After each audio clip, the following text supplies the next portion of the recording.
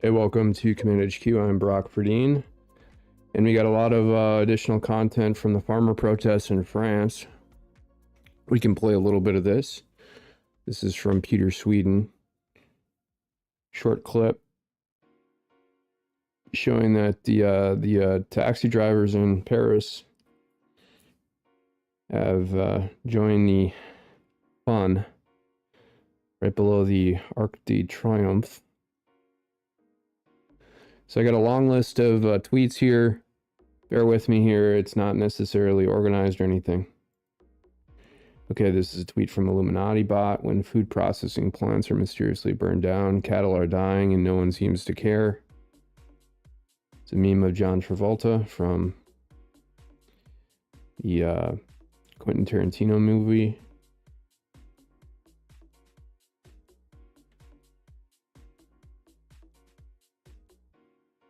Illuminati Bot, did these bankers destroy Tesla to stop his gift of free energy for all? JP Morgan, Warburg, and Rockefeller. They made Nikola Tesla into controlled opposition by financially backing him. And then when they found that he potentially would give some of his patents away, they sought to control him through some of the newspapers they owned, as well as preventing him from either making money off the patents or keeping him kind of locked down. Elon Musk tweeted out. Elon Musk was pretty frustrated yesterday based on the ruling from Kathleen McCormick, a judge on the Court of Chancellery in Delaware. It's a state court, which blocked the shareholder compensation package for Elon Musk that totaled around $55 billion. So Elon tweeted out, I recommend incorporating in Nevada or Texas if you prefer shareholders to decide matters. Good point. Lara Logan, as always, I stand 100% with you. So this is James O'Keefe, who went wild yesterday saying that he was not suicidal and that he was going to release information today. I mean, we'll see how bombshell it is. And then in his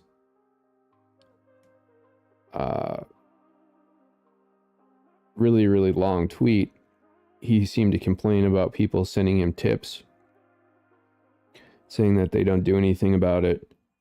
There are a lot of people who do things about whatever whistleblowing that they're doing.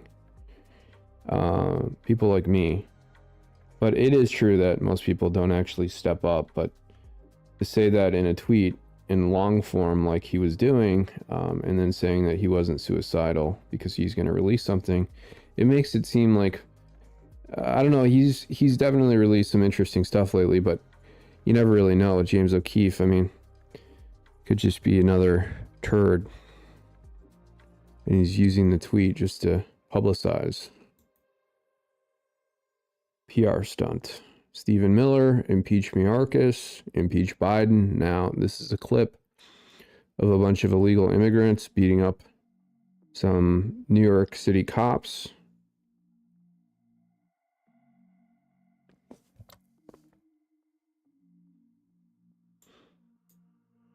Violence is wrong, regardless who is the recipient.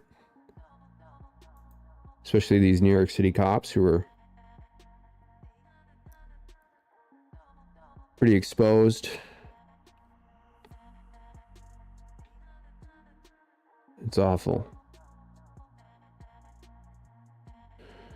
It is awful.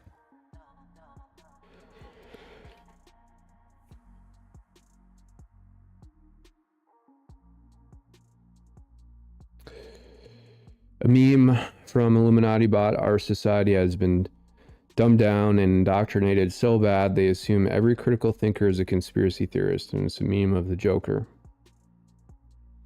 Wall Street Silver says farmers in France continue to dump tons of manure in front of government buildings in various tours. Like the Tour de France. The Lance Armstrong of manure dumping.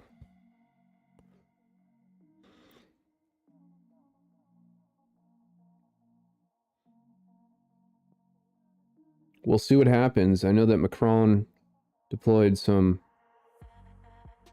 military assets to quiet the protests, so we'll see. Okay, the Texas one says, James O'Keefe says he is not suicidal and is about to drop the mother of all videos. Let's go. Who knows? We'll see.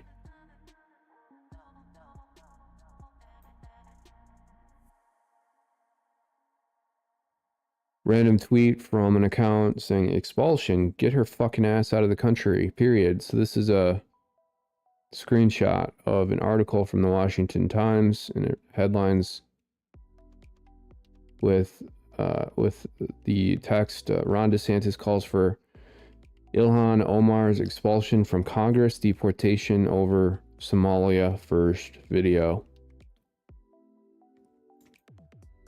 Illuminati bot again. A lot of Illuminati bot tweets in here. The meme shows two sort of NPCs. Text on one of them, on the top one, says, the sinking of the Titanic was an accident caused by poor weather conditions. And on the bottom, the text reads, that the Titanic was deliberately sunk to kill off those who oppose the creation of the Federal Reserve. Interesting.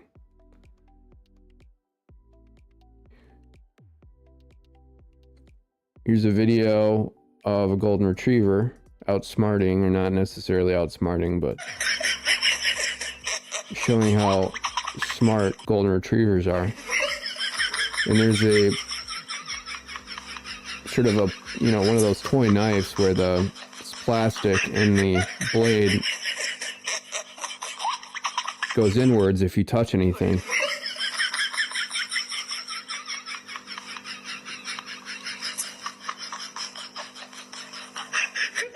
And then the dog sort of signals that it knows that it's being played by bringing an actual knife. Okay, this is a post-millennial tweet / article just in. Christian vet who beheaded satanic statue at Iowa Capitol, charged with hate crime. Can you believe it? Makes sense. That's how evil these people are. Flashback in 2020, Project Veritas and James Keefe released a video exposing a cash for votes harvesting scheme in Minnesota, naming Ilhan Omar as the mastermind behind it. The video exposes a ballot harvester who brought a registration form for an absentee ballot from a voter with $200 of pocket money. The ballot harvester then expected to collect his ballot when the voter receives it. Wow, James O'Keefe looks a lot younger in this video. Ballot harvesters connected to Omar are alleged to have spent thousands of dollars in cash bribes for the purposes of a campaign to collect votes in Minnesota. These harvesters show individuals what paperwork to fill out and how, often tracking the ballot and collecting upon delivery. Ballot from a voter, giving him, quote,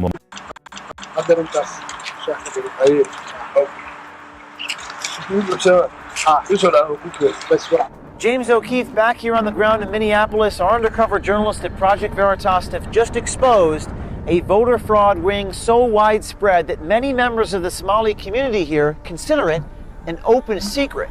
Many believe if this corruption continues, there'll be no more free elections, and our sources inside this.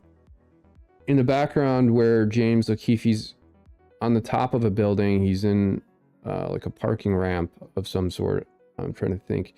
That might be... I know that I've been in that ramp before. Anyways, he's got what appears to be the Mogadishu towers in the background right here.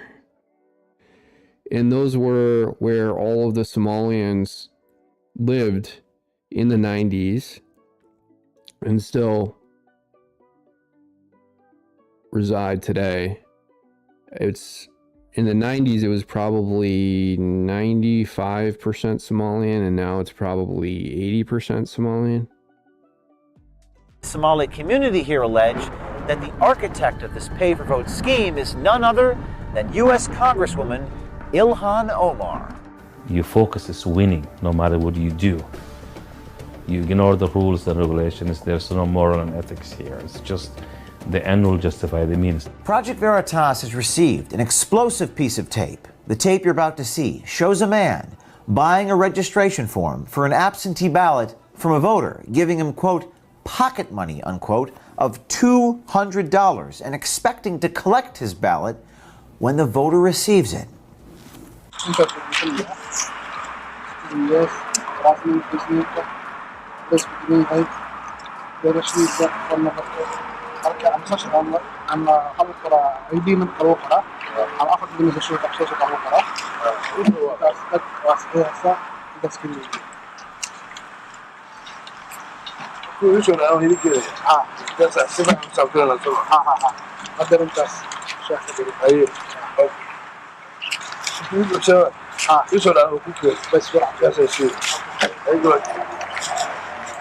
In this next tape, we hear from another ballot harvester who tells us how much money he receives for his illegal activities. Activities he says he doesn't care are illegal.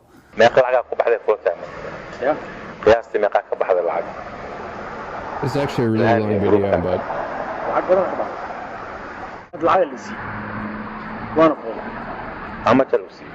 I mean, the elections are so corrupt and rigged in Minnesota Even the that FBI all this stuff really does make sense. The more light that's shined down on the elections in Minnesota, the better, because there's no way it's just not possible that these radical Democrats can continue to win elections in the way they do. And they've pivoted Minnesota so far left, and for, I don't know, 150 years, there was a strong Democrat sort of ethos or thread running through a lot of the farmers because it's an agricultural state outside of the metro, but it was never outside of the, you know, very center median of politics, especially considering that most Germans and Scandinavians in the state are pretty conservative socially, like I've constantly mentioned. But it has just, I mean, even before George Floyd, and people have said that the judicial system is now more fully corrupt, and they've been able to see it in the last 3 to 4 years. It's been corrupt for at least 10 years. I mean, I don't know if I was a test case or what, but Minnesota has gone so far left, and it's the state itself is destroyed. It will never come back from where it's been. And, you know, maybe it does have something to do with a lot of this election engineering. We'll go back to this if we have more time. Okay, another tweet. Ford projecting a 30% decrease in commercial chassis orders. What this means, if you're ordering fewer chassis, you're likely producing fewer vehicles, but 30% is a big number. Image below is a layoff notice filed by one of Ford's vendors, Detroit Chassis. Has a screenshot. 64 people are being laid off from this particular company.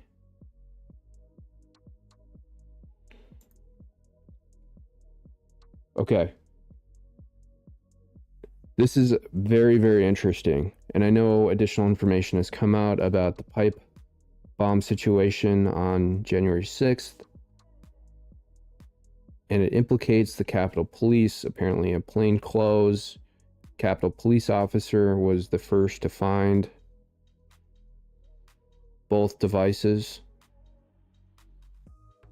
So, I mean, how dirty are these cops? But still, are the Capitol Police, ATF, and FBI totally corrupt or completely incompetent?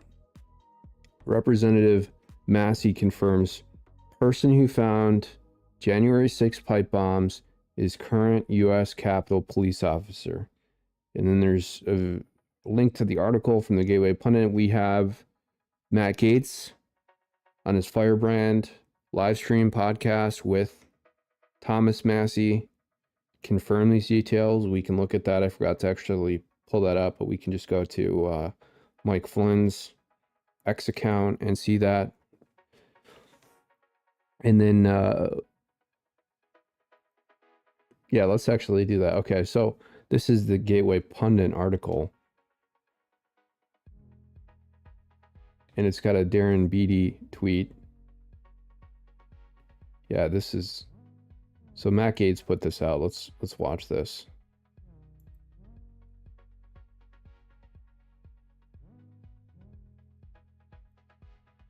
It's a really well-produced live stream, by the way. I'm kind of jealous because Matt Gaetz doesn't have a lot of time on his hands because he's busy working. So I don't know if he employs like a team or what here, because he can't use his staff from his office to put this live stream together. All right, where's the volume? Okay, there we go. You recently met with Capitol Police. Correct. Today. And what did you learn in that meeting? I learned that backpack guy, January 6th backpack guy, not to be confused with January 5th backpack person. Backpack guy was a non-uniform, plainclothes police officer in the employ of the Capitol Hill Police. The person who found the pipe bomb, Thomas the Massey person who overthinks a lot of these D'Antuono, things. who was leading the investigation, say, You "Oh yeah, took the Matt- person who found it." Comes directly from Matt Gaetz. He just says it like it is. Massey, because he's kind of like an engineer like me, he overthinks a lot of things. It'd be Investigation 101 that they would be a suspect initially until ruled out. You're saying that person was an undercover, plainclothes Capitol Police officer, and the Capitol Police confirmed that to you today. Well, we know that all the cops in D.C., including Alexandria, Virginia, are corrupt. Guaranteed. So, makes perfect sense. They confirmed that to me today. Yes. So by the way, What does that mean to you? Well, it heightens some of my concerns and reduces some of the other concerns. Okay. One of the concerns that's heightened was, trying to give the Secret Service and the Metro Police Department the benefit of the doubt when they took 4 minutes. They finished their lunch before they went and dealt with this pipe bomb. I wanted to give them the benefit of the doubt and think, they finished if their it's just lunch. some random passerby and he said, "Hey, there's something shiny over there. Could be a lawn sprinkler. Not sure. Maybe want to check it out." But that's not what it was. It was a person who was, they say. Again, when I relate this to you, I'm relating what the Capitol Police have told me. They say it was a Capitol Police officer who found this bomb and that he told them it was a bomb. He radioed it in, said, we've got the device. We found another device. Remember, here's the other just amazing timing, is that the first pipe bomb, the one at the Capitol Hill Club, now they call it the RNC pipe bomb, but they really should be calling it the Capitol Hill pipe bomb. I mean, the two buildings are next to each other. Okay, but yeah. So I think the reason what Massey is getting to is that they put these devices at both the RNC and DNC, but they realize that they're kind of dipshits because that undermines the whole narrative that it was just a bunch of conservative Trump supporters rioting, and they had a lot of hatred towards Democrats, and so they would never have legitimately, theoretically, of course, placed anything near the RNC. Plus, there was just too much exposure about the undercover operation, and they never wanted that to get out either. That's why they didn't hype that up in the media. Like The Capitol Hill Club, which is an entity where Republican members of Congress socialize and fundraise. right. The reason And the I'm making Capitol that Hill Club is really close to the White House. I know that I've walked past there at least once or twice. It's just distinction is Darren Beatty, who's done amazing work on this. Okay, he's the guy who's said, hey, you should be asking some of these questions. And I said, you know what, you're right. I will be asking those questions. He points out that the RNC-DNC narrative or it's really close to the Capitol, isn't it? I don't know. was made up after the fact. It was really the Capitol Hill Club DNC narrative that they should be talking about, but it just sounds a lot better that, we knew to go look at the DNC once we found one at the RNC. Interesting. Well, if you thought somebody was going to blow up the RNC, and don't they hate Republicans? Why would they also want to blow up? Anyways, so they come down. This plainclothes police officer who had been in the vicinity of that one, they had just found that. The timing is remarkable because it was found 5 minutes before the breach of the bicycle racks at the perimeter of the Capitol. Just a miraculous timing. Yeah, that would have very provided convenient exactly timing the right where timing to distract. After sitting in an alley found for it at 17 the exact hours, perfect time, didn't they? Found by somebody who says she was going to go do her laundry. Okay, then they respond to that, they secure the area, and 15 minutes later they find this other bomb. Like, what miraculous timing!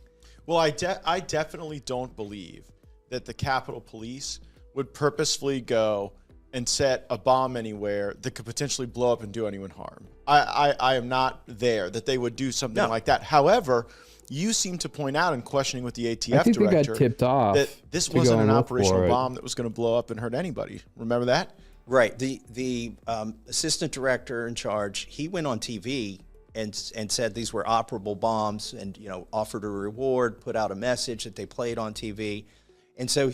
In the beginning of my transcribed interview with him, he still maintained that they were operable. Well, hold on. We're going to get the ATF director's take on that, questioning from Congressman Massey. Take a listen. Also, I see that you're cooperating with the FBI. The ATF is on the January 6th pipe bomb investigation.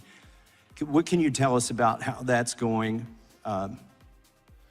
Obviously, that's a significant matter. It is an ongoing criminal investigation, and so I'm not going to comment on an ongoing criminal investigation. Were those pipe bombs operable? Again, The ATF is the expert. Again, it's an ongoing criminal So they investigation. cover and everything underlying up. standing policy. Ongoing I cannot investigation. And we just had a whole committee for 2 years that cover up, investigated cover up, ongoing cover up, investigations. So cover I'm up. not accepting that answer Conceal from you. all of your We need to corruption. know these things. Do you know how the pipe bomb was discovered at the DNC? We've been told how it was discovered at the RNC. And according to a press release from the FBI, you're working with them on this investigation. Respectfully, I understand your disagreement, but I cannot comment because it is an ongoing criminal investigation. It's an ongoing cover-up. So There we go. helpful. Yeah, Is there see? policy not to comment on ongoing Massey cover-ups? said the same thing Yeah, it that I seems said. like it. So here's what I've come to know since that Okay. interview too. You chase some leads. I believe, based on discussions with police, with FBI, and with former ATF who now works for Capitol Police, that the bombs went to Quantico for inspection, not to the ATF. Now he could have just told me that in the hearing, right? Oh, interesting. He could have said, "Well, we didn't look Wait, at the why would they fragments go after to the we blew these feds? things up. It was actually FBI at Quantico looked at them, but he didn't. He wouldn't even tell me that. So Well, I he either guess doesn't know it or just makes sense, so but- stuck on it like a broken record on it's our. It's because the ATF was trying to cover the whole thing up. Long-standing policy not to comment. So we're in this meeting last night, and one of our Republican colleagues turns to you as you're explaining how long it's been that this has been an open investigation, these videos that show the strange behavior of a person we now know was a plainclothes Capitol Police officer. And one of our Republican colleagues kept pressing you and saying, but Thomas, why would they do this? Why would anyone try to plant these phony fake devices in order to create confusion that day? And you know, we don't know the answer to that question, in all honesty. Do you have a working theory? Yeah, well, again, I don't know who did it, but I can tell you a consequence of this, because this is buried in the back of the January 6th committee report, that there was a call to bring more bike racks to the Capitol. They had hundreds of them loaded up, ready to bring to the Capitol to reinforce the Capitol. And it turns out those never made it because this DNC pipe bomb was discovered, and they set up a perimeter and blocked them from coming. So if there was a Okay. booby trap intended to have people commit a technical violation of federal criminal law with no intent to break the law, that was facilitated perhaps by the very interestingly timed discovery of these two devices. Yeah, whether there was intent or not, the result of this, according to the January 6th committee, was that it made it easier to breach the Capitol because the reinforcements couldn't be brought to the Capitol. Thanks so much for watching this video.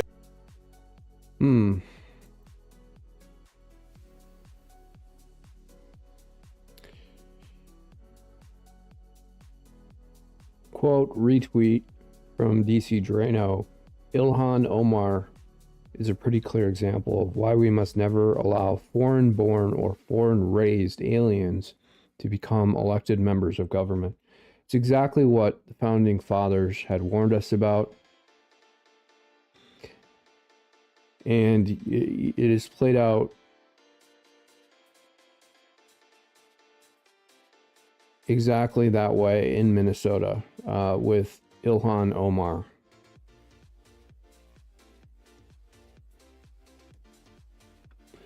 And then John Miller says, I would just like to point out that bro was literally in Israel last week to stand with a foreign nation.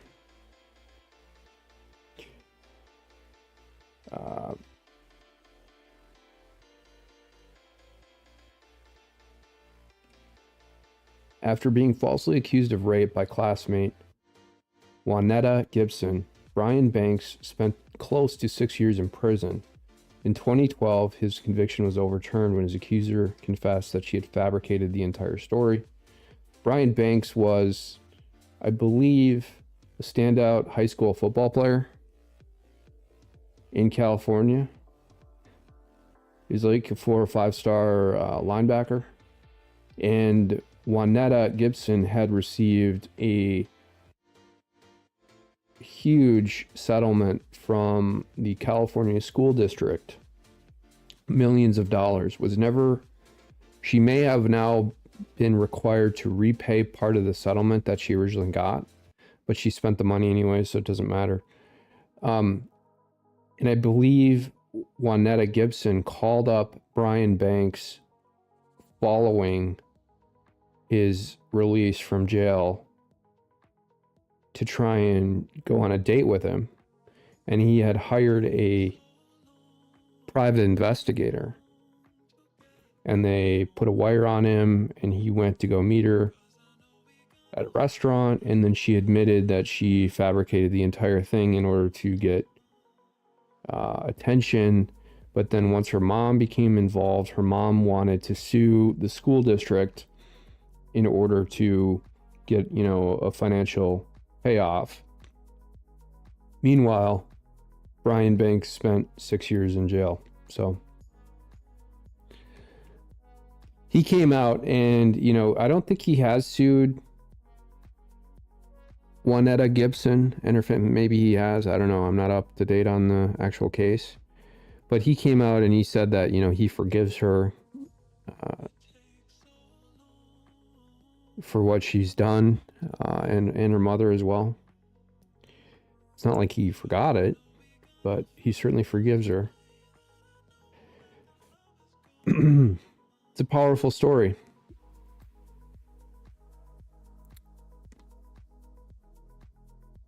You know, in the case of other people, they make up these allegations to silence them, you know, and you're seeing that with Trump, for example. You saw that with me. And, you know, the documents come out and says, oh, you know, we want to silence him or whatever. We're fabricating evidence to silence him. And, you know, it just continues on. And there's no accountability, which is incredibly frustrating. But at the same time, you know, it brings you closer to God. And you realize that life has very exacting priorities, in that our priority is God, our second priority is family, and then the third priority is sort of like humanity in general.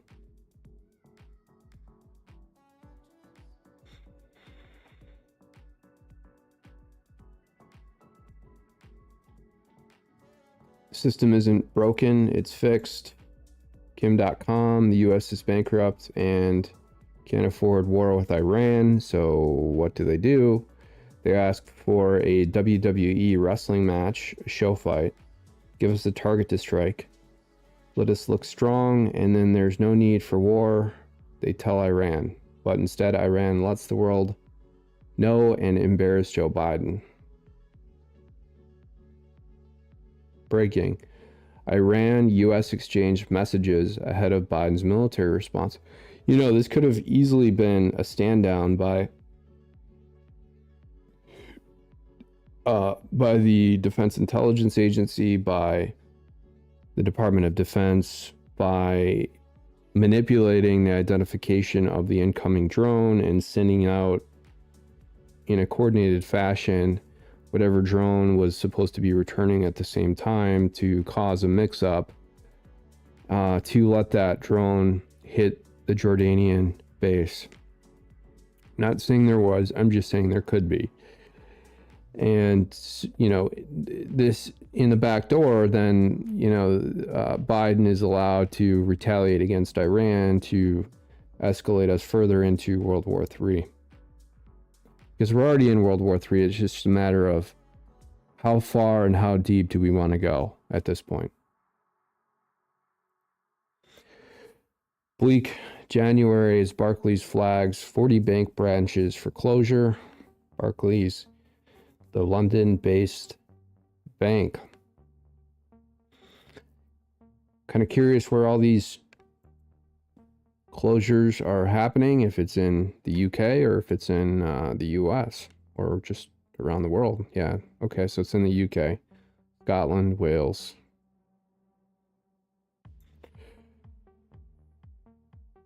This is a tunnel video.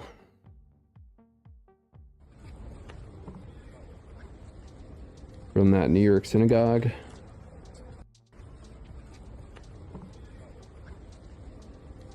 Hasidic Jew coming up from the street through one of those grates.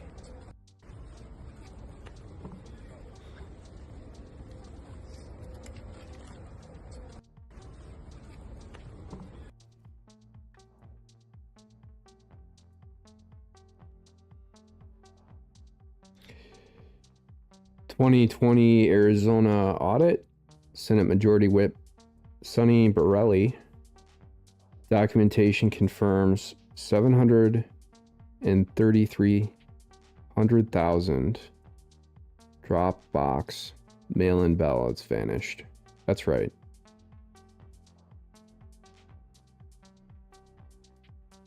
$733,000 ballots are unaccounted for.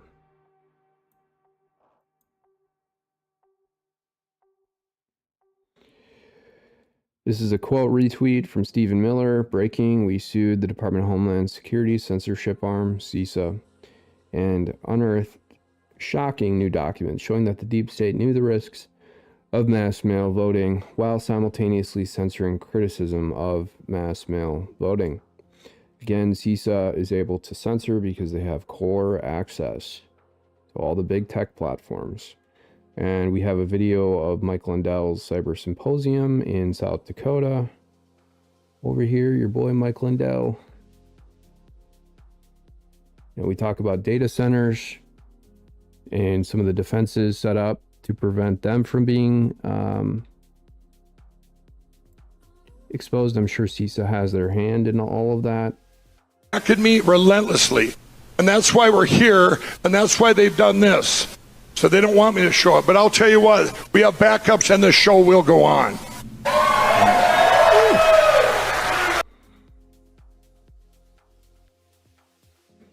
Yeah, I mean, actually, when you think about CISA's core access to a lot of these big tech platforms, it's actually very, very brilliant in the way that they strategize to censor content through CISA because of that core access. And it really makes you wonder why and how it's done, you know, and what sort of conduits and what avenues they're using in order to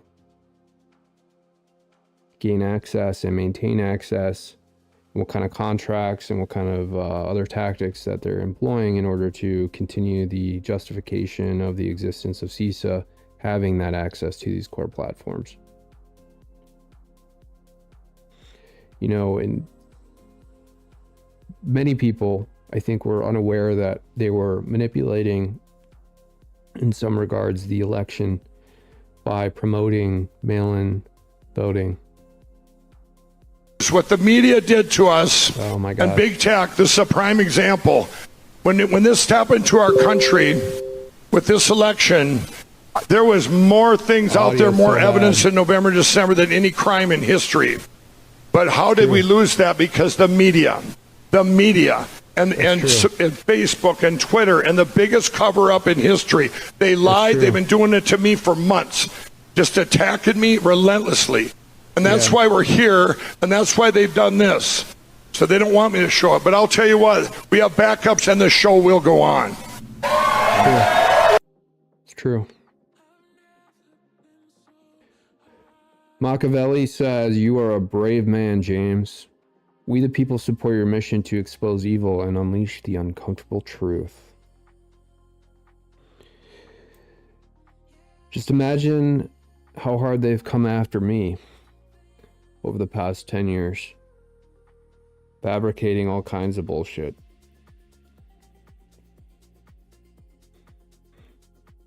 I mean, I'm sure that James O'Keefe hasn't experienced 1/1000th of what they've done to me, but still, you know, the fact that he is wigging out because of whatever, I mean, they would have really honestly already come after him. They would have prevented the publication in general. So I don't think he has anything to worry about.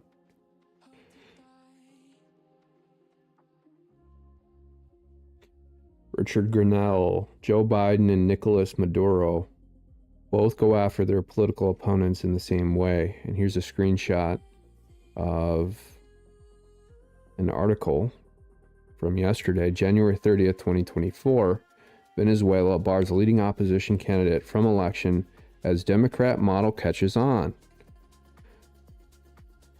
I'll read the first paragraph here. The government of Venezuela has banned the leading opposition candidate from participating in the country's election. Last week, I'll read the second paragraph here. Last week, Venezuelan Supreme Court judges loyal to the Latin American country's despotic socialist leader, Nicolas Maduro, blocked the presidential candidacy of Maria Corina Machado,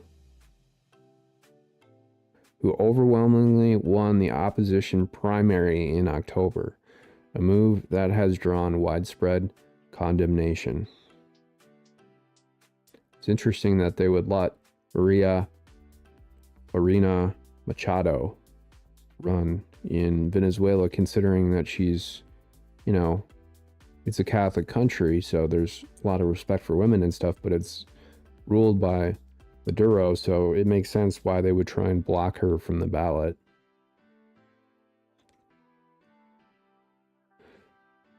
Mark Levin, DC has become a violent hellhole. Trump admin official shot in DC in critical condition after carjacking rampage. a link to a Daily Wire article.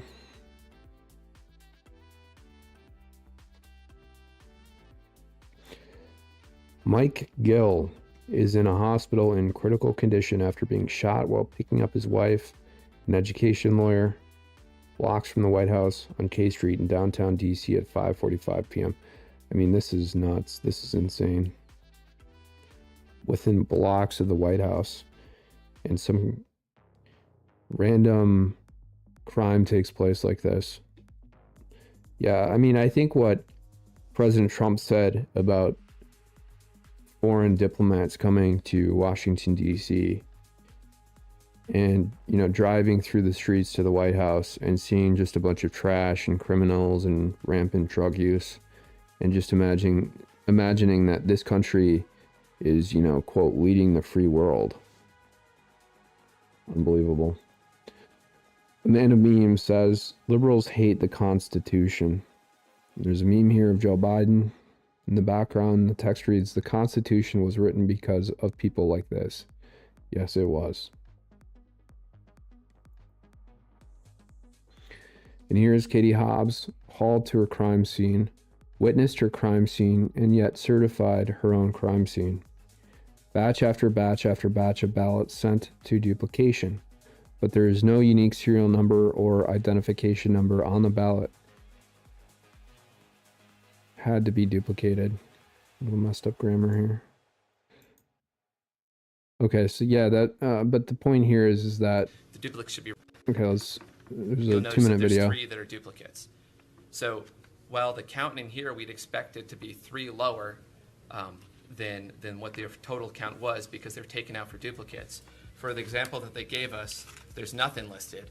And so our understanding, if this form is filled out properly, the duplicate should be referenced in here, and we're not finding that be the case. And our numbers across the board showed that. We took into account duplicates in the information that we gave, and it wasn't explained.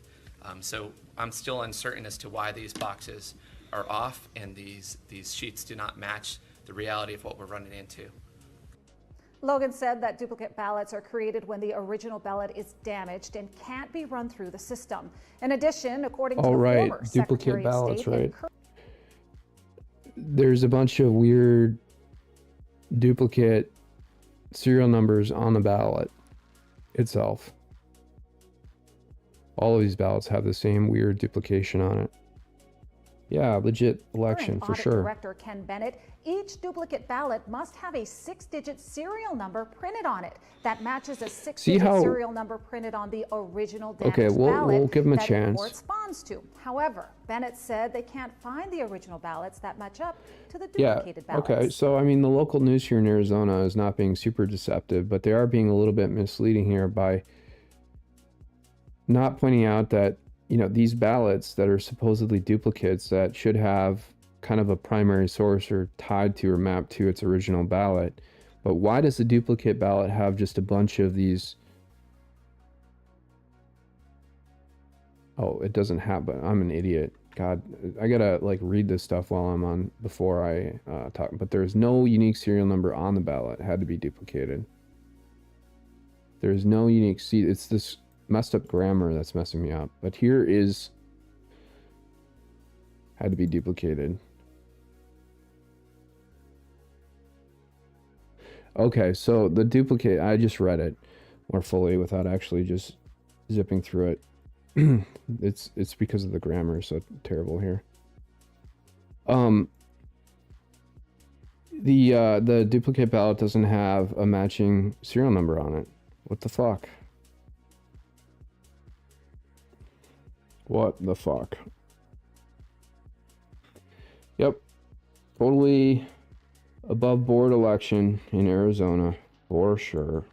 We are finding a 6-digit unique identifier, serial number, it says in 16621, on the duplicate ballots, but we're not finding a corresponding serial number on the original ballot that was damaged or otherwise had to be duplicated. In fact, I was so surprised that I brought the 2 observers from the Secretary of State's office over, along with some other volunteer observers from various parties, just to kind of document that we're running into batch after batch after batch of ballots sent to duplication, but there's no unique serial number or identification number on the ballot that had to be duplicated that should correspond with a ballot over in the has been duplicated box.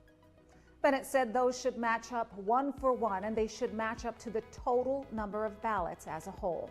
We are struggling as to how we're going to be able to match up ballots sent to be duplicated with the ballots that were duplicated if one of those, the originals, are missing that 6-digit number.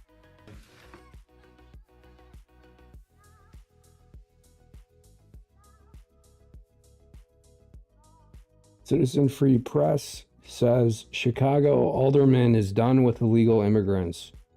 If you give me 3 meals, housing, childcare, education, a voucher for $9,000, you know what? I come to Chicago too. And that's what they're doing. And they're sending money back to Chicago. Play from the very beginning. Now, I've said this before. If you give me 3 meals, housing, child care, education, a voucher for $9,000, you know what? I come to Chicago. You know what really allows for this to happen is that we don't really have a balanced budget, that we live in a debt-dependent society, that the federal government constantly spends money before they actually have it. If we had some constitutional requirement where there would have to be some sort of balanced budget equation in place and you couldn't spend money before it was created, this never would happen because we wouldn't have a lot of excess money. We probably would have excess money, but I think there would be a lot more outrage about how it's spent on illegal immigrants coming in, because it really is abuse to these illegal immigrants. And a lot of the illegal immigrants, unfortunately, I don't have the video up, but as I was watching earlier in a different video on a different computer, especially these women coming in from Venezuela or whatever, they've went to university there, they've had, whatever, decent roles as teachers there, and they come here as legal immigrants and they're begging for food. They have a low quality of life for the first year while they're here. And their children are put in these very dangerous situations. So there's no denying it that this is total abuse towards these illegal immigrants. And that's my main opposition, I think. People, and they're sending money back to Chicago, back to Venezuela, to come to Chicago because they're saying, hey, the good times are rolling there. They're taking care of everybody. Why not just figure out a way to, help Venezuela? I realize that there's some back and forth. I don't know if there's sanctions or tariffs on Venezuela right now, but there's got to be a way to dig yourself out of this situation versus dealing with the cost of all these illegal immigrants coming in to Chicago. When we have Venezuelans that are driving cars, where did they get a driver's license? Where did they get That's an epidemic up here as well. Constantly driving without a valid license. And then you have Venezuelans being caught with drugs. There's Ukrainians actually up here that constantly do that as well. They just drive without a valid license, and some of them are actually hardcore drug addicts. Where are they getting them from? And the Ukrainians are very, very intelligent and skilled. They just have drug problems. Versus the illegal immigrants coming from Venezuela. They have just pure manual labor skill. That's it. And childcare skills if they're a woman. That's it. Merch says, who agrees that we should make the ones responsible pay for everything? Since the Soros Foundation, Open Borders is founding the invasion. It's only fair that they pay all the expenses the illegal aliens cost, sue them into poverty. They've indemnified themselves, making them immune from lawsuits, unfortunately, especially as it relates. They use the UN as sort of the proxy legal middleware to defeat any of these lawsuits from coming at them. And that's exactly why they use the UN, because the UN is a sovereign organization, meaning it's immune from any litigation whatsoever, unless it's litigation involving itself. Kinokia the Great says, and just has a breakdown of all these illegal immigrant numbers this year. It's way more than that. Is this per month? Because I think it was like 10 million illegal immigrants last year alone, 10 to 12 million. So this must be per month. This isn't making any sense. 3 million, that would be around 30 million. I don't know. I don't think this is accurate.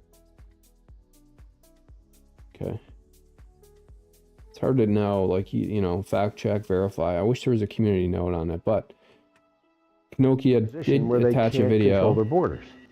No great nation can be in a position where they can't By the control way, their you borders. know, whenever I post something on Twitter, like, you know, the Judicial Protest account, for example, which was originally a YouTube channel, but I faced so much censorship from so many different white shoe law firms, including Dorsey & Whitney, Robbins Kaplan, the Minnesota Judicial Branch in general. And they filed fake copyright infringement report after fake copyright infringement report.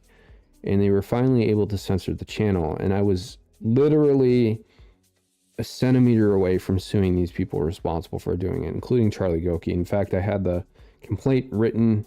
I still have it written, by the way, and I still might, by the way. And I had everything documented. It took me a long time, actually. It took me like at least 2 days of full, like 12-hour days working to put everything together.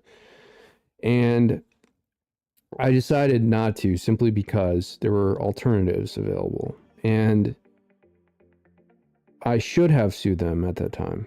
I should have. And I still might again.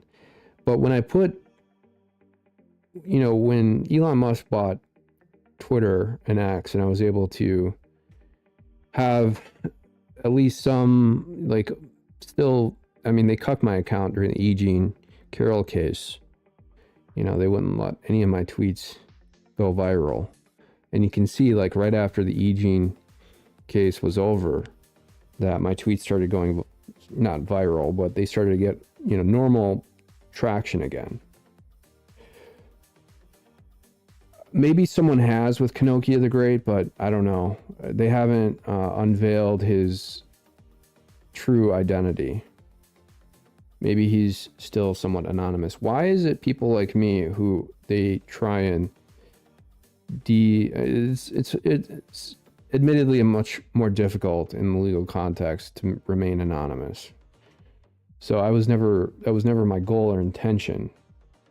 I just didn't want to make myself the center of it all, because I'm not,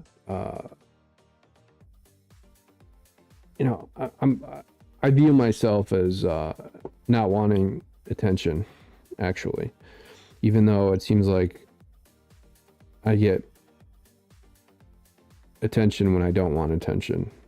So I guess that's just how life works. But you know, who is Kinokia the Great? Like, maybe some guy out in the middle of nowhere. Who is he? I wonder if anyone has tried really hard to unveil the true identity of Kinokia. Anyways, I'll stop rambling here. It matters how you control your borders, not just for immigration, but it matters so these for are drugs, good terror, contrast a whole range of other things. Segments in this When video. I took office, I committed to fixing this broken immigration system. And I began by doing what I could to secure our borders. Even as we are a nation of immigrants, we're also a nation of laws. Undocumented workers broke our immigration laws, and I believe that they must be held accountable. especially those who may be dangerous. If you're a criminal, you'll be deported. If God, I you hate plan to Barack enter Obama. the He's U.S. such a illegally, jackass. your chances of getting caught and You sent know, the back nice thing about when Barack Obama left office is people used to always say, hey, it's Barack Verdeen. just went up. It's like, fuck you. All Americans, not only in the states most heavily affected, but in every place in this country, are rightly disturbed by the large numbers of illegal aliens entering our country. The jobs they hold might otherwise be held by citizens or legal immigrants. The public service they use impose burdens on our taxpayers. Something interesting too in here. They say that, like, you know, they need a bunch of these H-1B specialized labor immigrants coming in, and we don't need those either.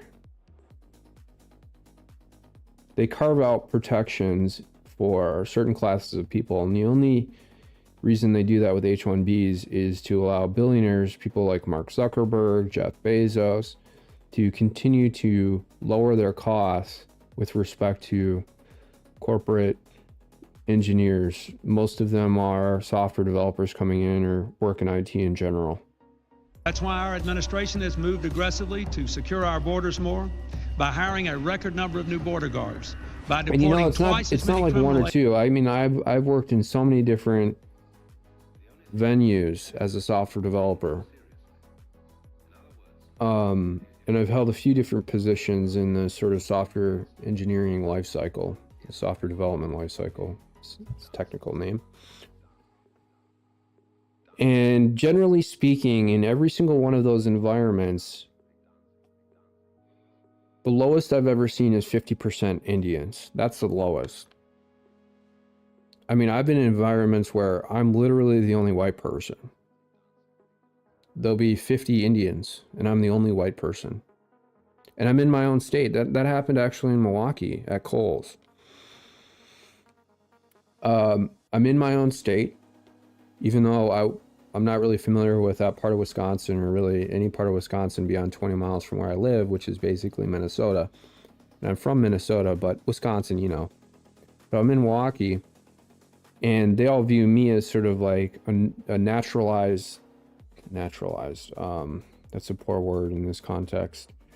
They see me as a natural born citizen, because I am. And we are giving, all of these guys had $100,000 plus jobs. The whole floor of Kohl's, they have a technology building, sort of like how Target has a separate technology office in Brooklyn Park, kind of by St. Louis Park, actually, by my old office of 100.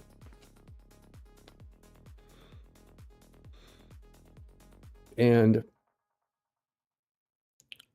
so they have this sort of like really nice technology building. You walk in there, you go through security. They have a security desk at the front, you know, so you get your badge, you go in there. A lot of they have like different sections or whatever for business people, and they're all attractive women, well dressed, you know, young attractive women from Madison or Marquette. Madison is code word for the University of Wisconsin-Madison. And then you have to their left a section with 150 Indian software people, mostly developers, but there's a few like people who work slightly different roles, like QA or I don't know,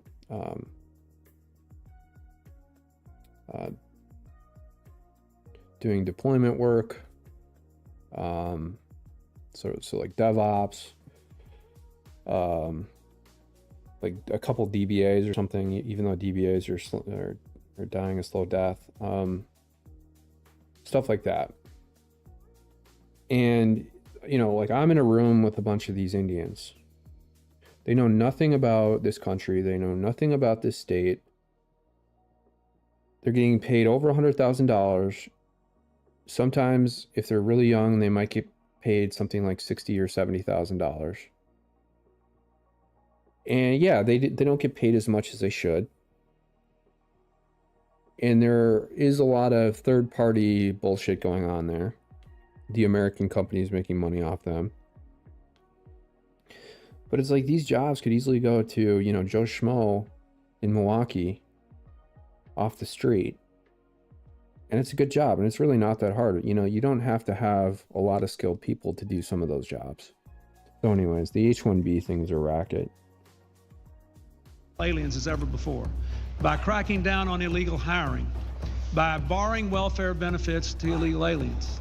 In the budget I will present to you, we will try to do more to speed the deportation of illegal aliens who are arrested for crimes, to better identify illegal aliens in the workplace. Not fair to Americans. So you have to hold employers responsible in this measure here.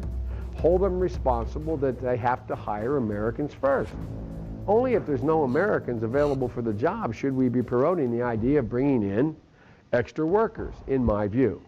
I don't know why we need millions of people to be coming into this country as guest workers who will work for lower wages than American workers and drive wages down even lower than they are right now. People in the country should have the first opportunity to be able to have jobs that This is a really pay long well, video. I forgot about and that. have jobs that are decent. Okay, so And that- I don't know if it needs to be 11 minutes, but could have probably got this done in 2 or 3 minutes. The point was made here that Joe Biden is a fraud. He's a liar. And that this is deliberate, what they're doing at the border. Cat Turd says, shut the fuck up. I do want to play this. 28 seconds left infrastructure. here. The infrastructure. You're saying now's the time to hit Iran? Now's the time to hit their leaders. It's different. Don't go and bomb the country. What about their infrastructure? The infrastructure in Iraq and Syria. You start with that first. You do the sanctions, and you take out a couple of their leaders. That's the way In you their start. country? Oh my God. Oh my God. You want World War III. If they're in their country, or you do like Soleimani when they left the country, you figure out where they are. Our special operations can do that. And then you take them out. That will send a message. We've got to do. It's like, oh, they can do that. You just, drop them off in one of those, special operations missions. Just send a helicopter over. Just drop them in there, and they'll go and take out these Hezbollah, Iranian Revolutionary Guard leaders. They'll take out all the generals. Oh, it'll just be like magic. And then they can just go and then get extracted from Iran. Just magic. The world is good. This. It's not like they're going to retaliate. It's not like, we're going to see missiles fired at U.S. military bases. It's not like they might have access to nuclear weapons. It's not like they have the ability to dismantle some of the infrastructure in the U.S., either through sleeper cells or cyber attacks or a combination thereof, or call in their Russian friends to do the same. She is just so low IQ. It's unbelievable. Hodge twins. Beheading a Satan statue is a hate crime, but tearing down a Thomas Jefferson statue is celebrated. Welcome to 2024. Now, the Iowa, for people, especially Ronan, I don't know, you're probably not listening, but for anyone who's tuning in that's not from the United States, Iowa is a very evangelical state. It's pretty conservative socially. Iowa is just south of Minnesota. It's also somewhat attached to the same area that Wisconsin is associated with. So it's kind of the top of the Midwest. It's the crown of the country. And it's been settled a lot by Germans, English, Irish. It's a farm state. It's very agricultural. And so, the fact that they would have a statue of the satanic religion, or I don't even call it a religion. I guess you can. In the Capitol, and that they would try and criminalize the individual responsible for tearing it down, when it should have been, there should be people outraged in Iowa. I'm outraged that Thomas, or sorry, his name could easily be Thomas Jefferson, that the individual who did this is getting hit with criminal charges, and he shouldn't be. You know, shame on the cops, by the way, who filed these charges against him. Shame on them. And, you know, it's symbolic of what's happening in this country, which is that it's a fight between good versus evil. And when you think about it hard enough, it just boils down to that. French farmers 5 kilometers from Paris have dismantled Central Median motorway and are now blocking both directions of traffic. We'll play this. It's a minute video. Tractor doing something, maybe just blocking traffic.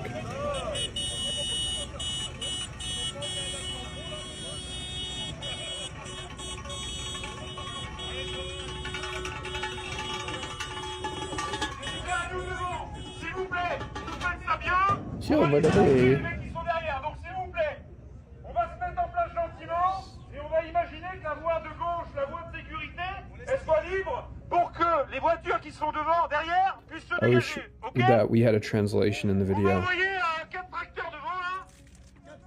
Les 4 tracteurs de tête là, ça part devant. Eh, remettez-vous de l'autre côté. Ouais, mettez-vous de l'autre côté. Allez hop, de l'autre côté. Hop, remettez-vous de l'autre côté. Allez hop, là-bas. De l'autre côté. Tout le monde de l'autre côté. Allez hop.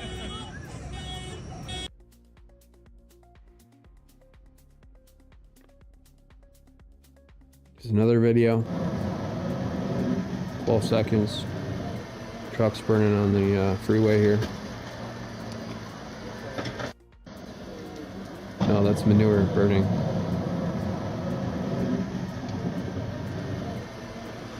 Good luck getting to work. Okay.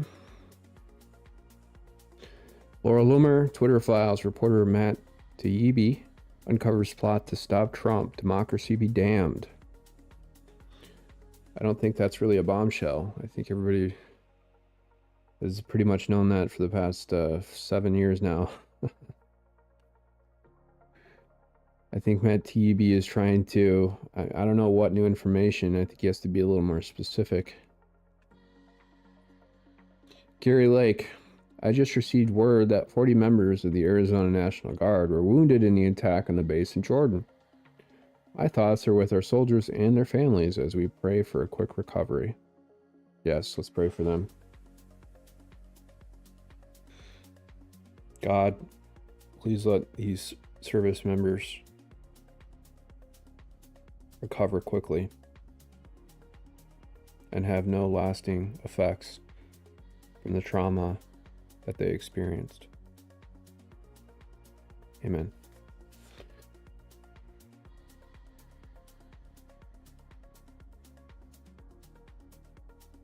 Breaking news reveals a man leading a militant group urging militias to assault federal courthouses and encouraging Americans to kill federal employees after... Oh my God. Okay, well, I was going to read the rest of that, but... Just as Democrats are pushing for a bill to outlaw armed citizen militias. I'm sure it's just a coincidence, though. So this is a tweet from Zeno. I'm just reading the tweet. Those aren't my words. Epoch Times, Democrats bring bill to prohibit armed citizen militias. The attacks on any courthouse, whether it's federal or state, is wrong. And the fact that they were able to do that during the BLM-sponsored George Floyd riots at various federal courthouses around the country was wrong when it happened, and it's still wrong now. And I believe that a lot of the individuals who were rioting were not charged criminally, which they should have been. And, you know, meanwhile, the January 6th defendants were all basically thrown in solitary confinement. So there you go.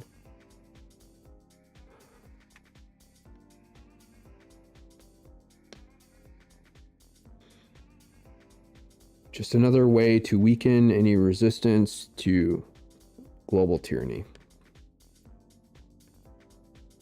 Breaking. Significant gas pipeline has exploded, releasing massive flames hundreds of feet into the sky. Currently, numerous emergency crews and authorities are on site in Elmwood, Oklahoma, responding to a significant uncontrolled gas pipeline explosion. Massive flames can be seen over 30 miles away, with flames reaching hundreds of feet in the air and igniting farm fields. Officials are urging everyone to avoid the area. The cause of the fire and explosion remains unclear, and an investigation is underway.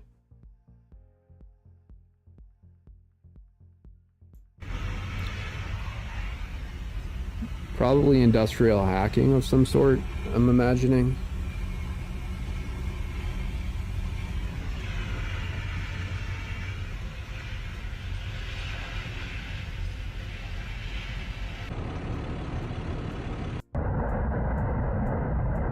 I mean, they could just hack these industrial facilities and break in through those programmable logic controllers fairly easily. And talk about pollution, talk about climate change. The hacking sponsored by, you know, the WEF, basically, in one way or another, and these foreign governments and the US government, whether it's an inside job. They don't care about climate change. They're probably the ones doing it.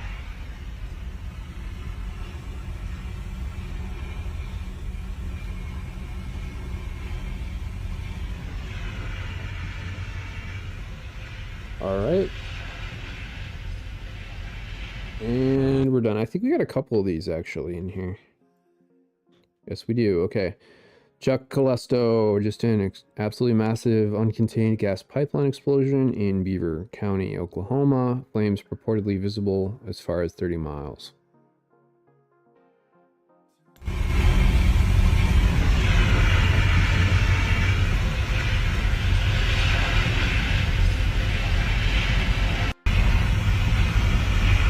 Kind of the same video sequence. 24-second clip here.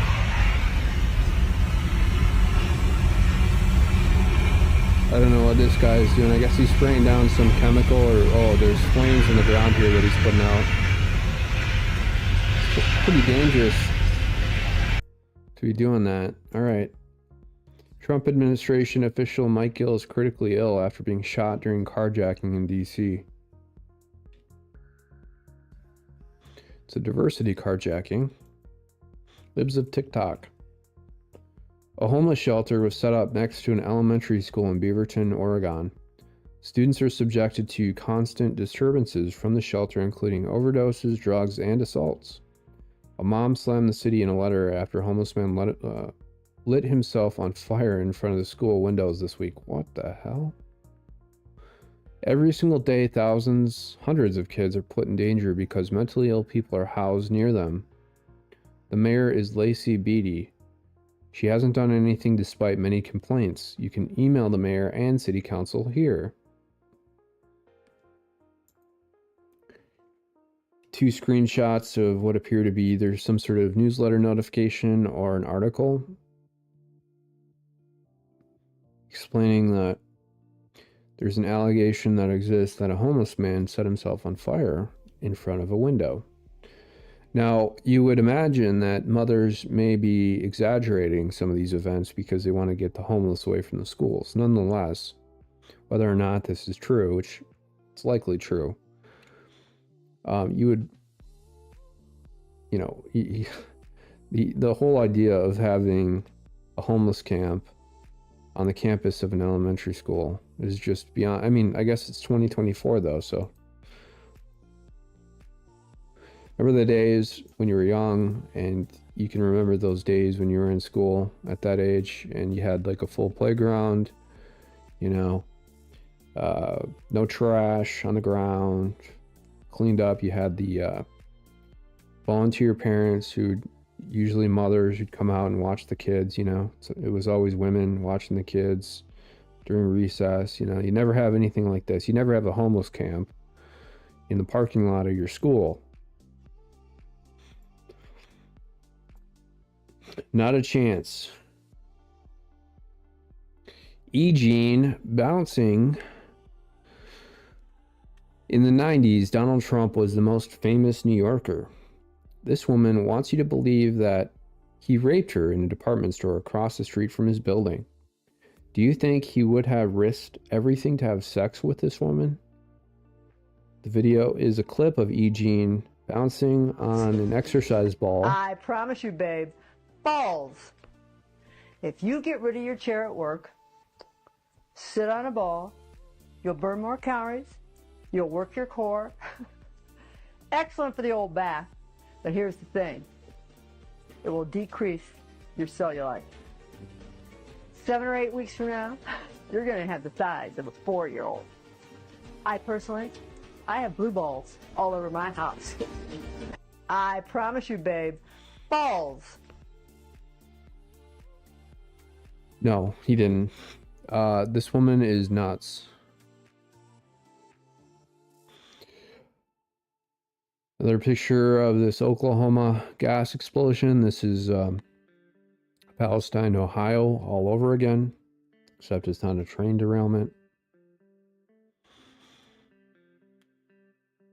Where is, where are federal officials here? Where's FEMA?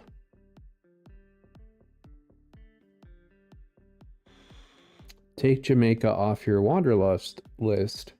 With 65 murders in January alone and increasing sexual assaults at resorts, Americans are urged to reconsider travel plans to Jamaica.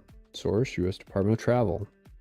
There's 2 pictures here. One is beautiful beach in Jamaica, and then the second picture is of sort of like a crime scene in the hood of Kingston, probably the ghetto of Kingston.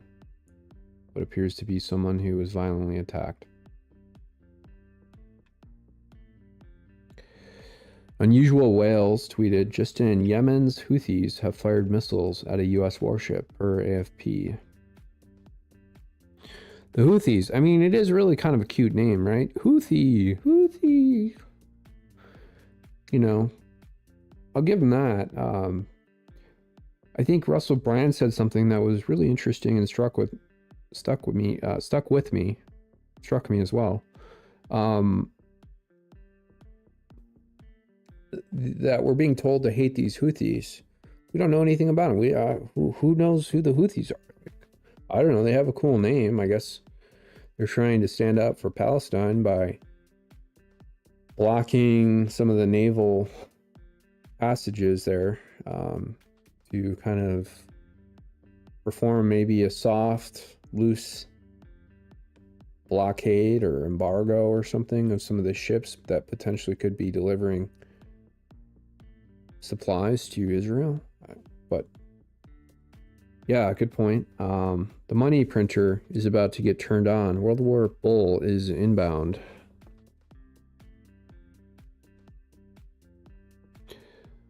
Wall Street Silver says layoffs have been popping up left and right lately. I'm sure economy is still doing great though. Our future robot overlords are even taking a hit today. It's a screenshot of a CBC article, and it reads, Amazon terminates iRobot deal. Roomba maker to lay off 31% of its staff.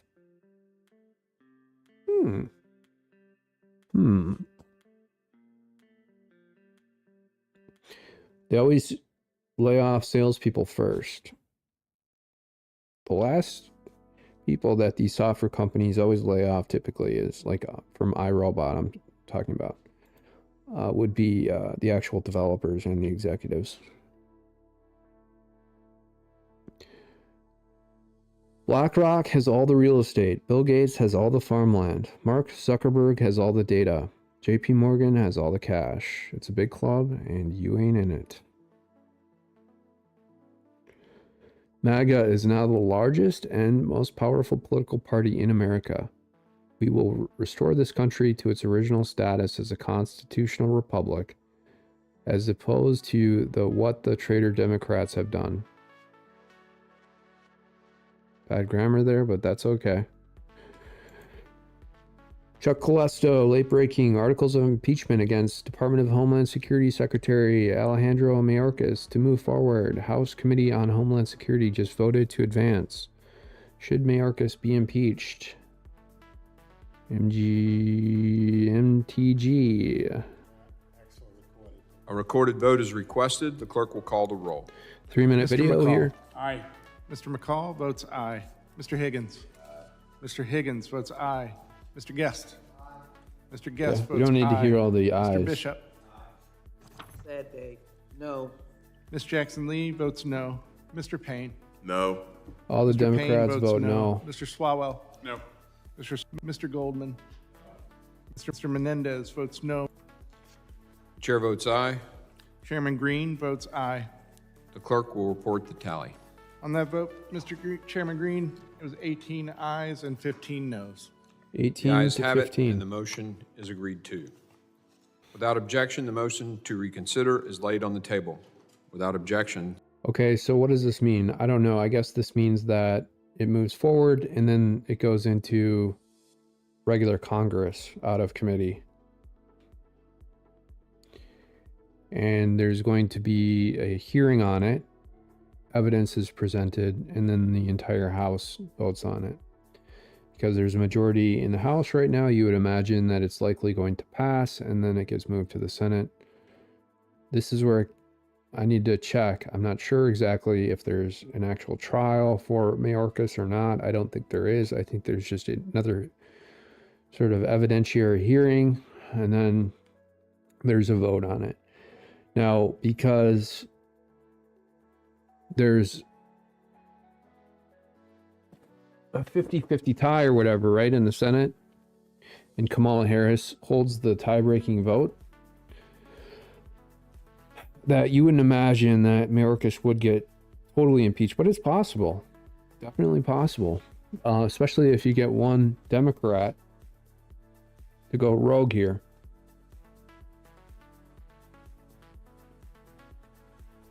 Like Joe Manchin. If Joe Manchin voted to impeach Mayorkas, game over. Farmers set highway on fire. Is it arson or a protest?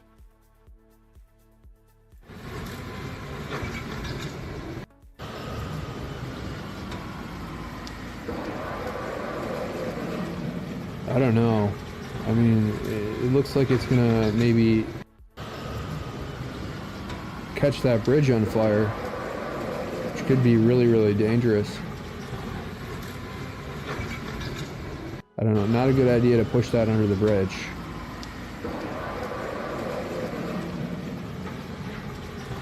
I think this is where it becomes arson. Here's more video. French farmers plow highway in ongoing protests. Okay, so they're laying topsoil on the actual highway.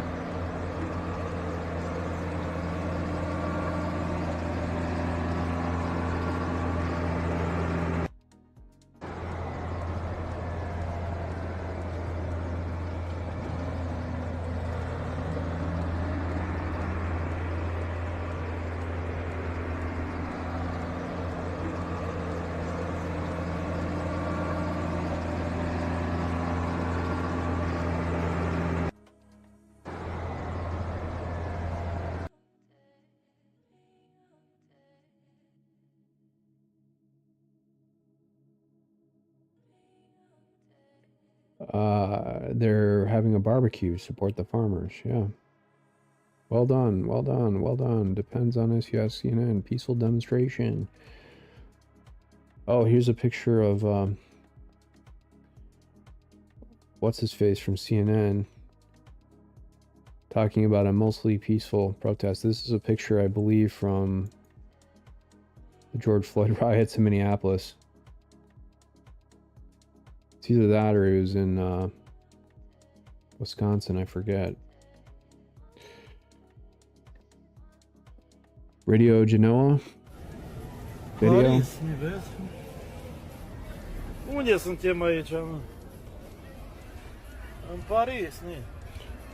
I don't know.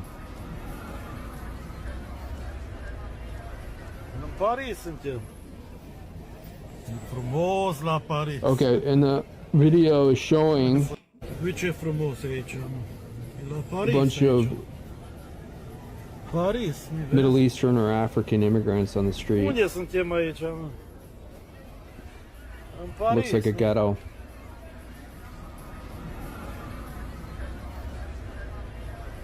În Paris suntem. It's just sad. E frumos la Paris. And this is Paris. I wonder why the farmers are protesting. The French regime faces a nationwide siege of transport traffic, which is aimed to get control by the farmers. The map shows the current locations of blocked highways in France. Wow, that's pretty congested, huh? Hard to get stuff shipped through.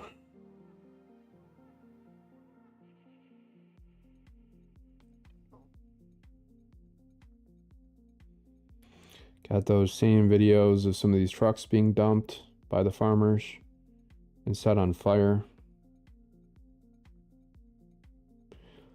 They got some English-speaking French commenting. We're seeing here in the south of France in terms of trucks not being able to deliver foodstuffs, stocking up. Okay, so going to the grocery store and they're making sure they have enough food for a couple weeks in the event that this continues forward.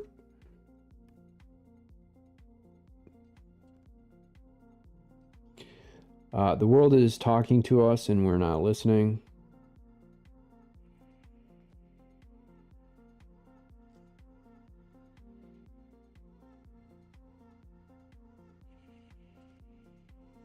Here's an interesting tweet by Drewski, Seeking Anon. See, I'm not sure because Twitter has been changing a little bit here. If this, I'm assuming he's replying to this, but I've occasionally seen like just random tweets in these threads. He says, a lot of stuff isn't resonating with me anymore to the point of feeling the pull of entirely disassociating myself from its existence. Like paying taxes, having a 9-to-5 job, anything in the news, politicians, physician and dentist appointments. Ooh, that's bad. College, influencers, pop stars, famous people. It's like every fiber of my being is resonating and screaming for things that display spirit. And yet all I find are empty, synthetic shells of systems doing nothing but taking and doing nothing for the soul, but starving it. Anyone else? It's a weird long form tweet, but I'm hearing that more and more from people. I'm hearing it like on Tucker Carlson, from people like Russell Brand. I'm hearing it from Tucker Carlson. I'm hearing it just from a lot of non-lamestream or mainstream media commentary, that they're feeling like almost this pull towards God, like the veil is being pulled back a little bit. And you're seeing more and more of it. Like evil is creeping in, but at the same time, faith is getting stronger and stronger. So, could be.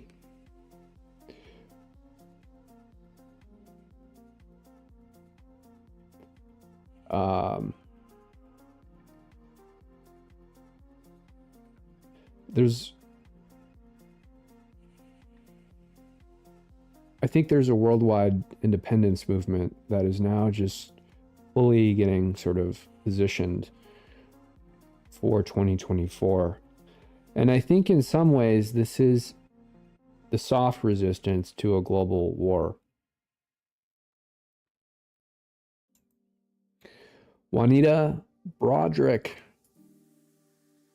So basically, the people who claim Trump would crash the economy and start World War III have crashed the economy and started World War III.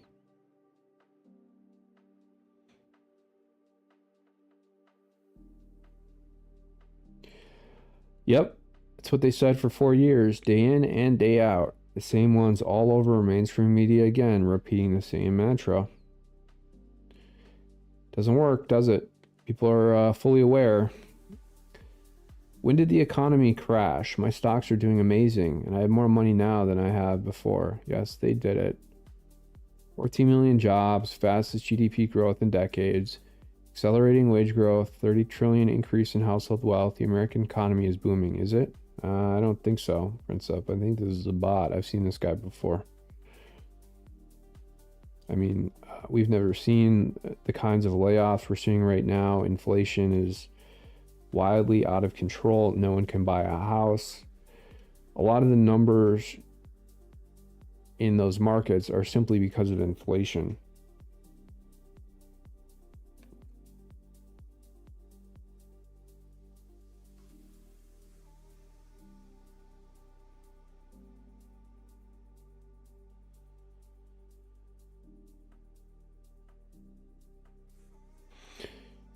Okay, a lot of people are saying the economy is strong. I disagree.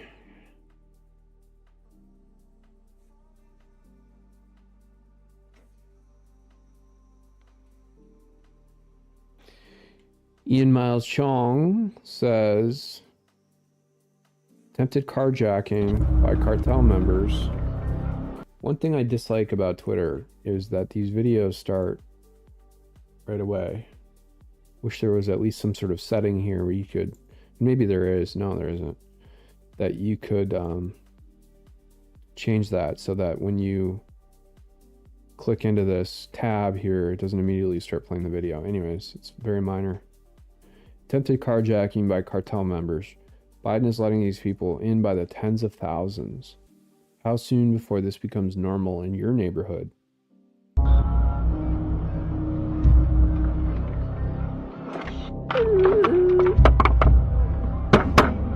Uh-oh.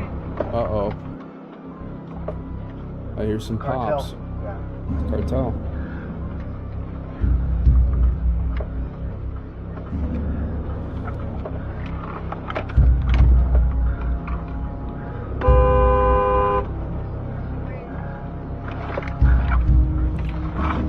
Uh-oh. Holy shit.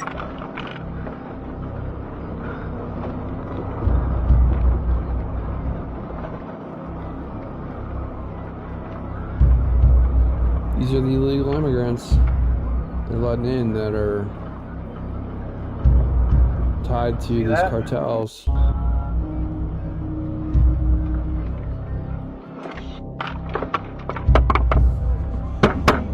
Oh, they're banging on the truck.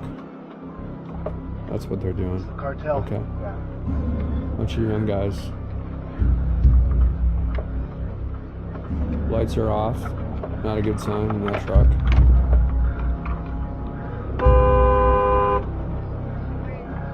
Trying to block them in.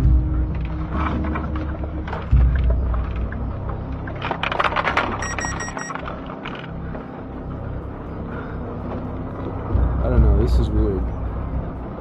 It's almost like this is a cop or something because you can hear kind of this thing in the video. I don't know if that's... I don't know. Oh, this is actually in Mexico. Alright, so Ian Miles Chong is being a little bit... Okay, I guess not, but... Okay, the type of cartel violence you only hear about in Mexico is now in Southern California. Old video, not in US. Whatever. Treason. Treason. Some of you may be aware that we received a letter from our Okay, so this is a city near Chicago, Glen Ellen, Illinois. This looks like City Hall. This is the chief of police in that particular city. And he is stating in his presentation here for potentially, I don't know if it's the League of Women Voters or what. Maybe it's just up there because that's, you know, they're just feminist cops that just take any allegation from women and try and arrest, you know, citizens for things that are not crimes on behalf of women who make allegations. Says $11 million is on the line in exchange for permanent migrant residency. How many cities are being bribed with millions of dollars? Okay, let's play this. So now I get to ask. Now you go right ahead. All right, so. No, I don't know go back when to this one of the was. slides. Some of you may be aware that we received a letter from our state representative, Tara Costa Howard. Okay, so they advising received a us that letter there was from a their state grant money that was being representatives. Made available from the state to settle migrants in Glen Ellen. Okay, money being made There's $11 available million from the state that of the Illinois. has. You can come back over here. You can. You know, when they get these funding letters, they get really excited. Oh, I have $11 million to play around with, and maybe I can, you know, pad my own budget. Maybe I can pad my own salary. $11 million that the village that made available to municipalities. My question to you, what do you think we should do? Leave it alone. Go ahead, David, say it. Leave it alone. I Okay. can't afford myself. All right. I love this. Reject the town. money? It's a beautiful town. I've been blessed. to Don't be have a part of this migrants in your town? I've worked on some of the most beautiful. That's houses exactly I've what they're doing to ever incentivize this encountered. madness. I've done it for Exactly. 40 And years, it's and- dipshits like this guy who's the chief of police, presumably. Maybe he's the mayor. I don't know. The podium there has a badge of the chief of police, so you don't know. But it's dipshits like this who are allowing this madness to continue. Why not just reject the money?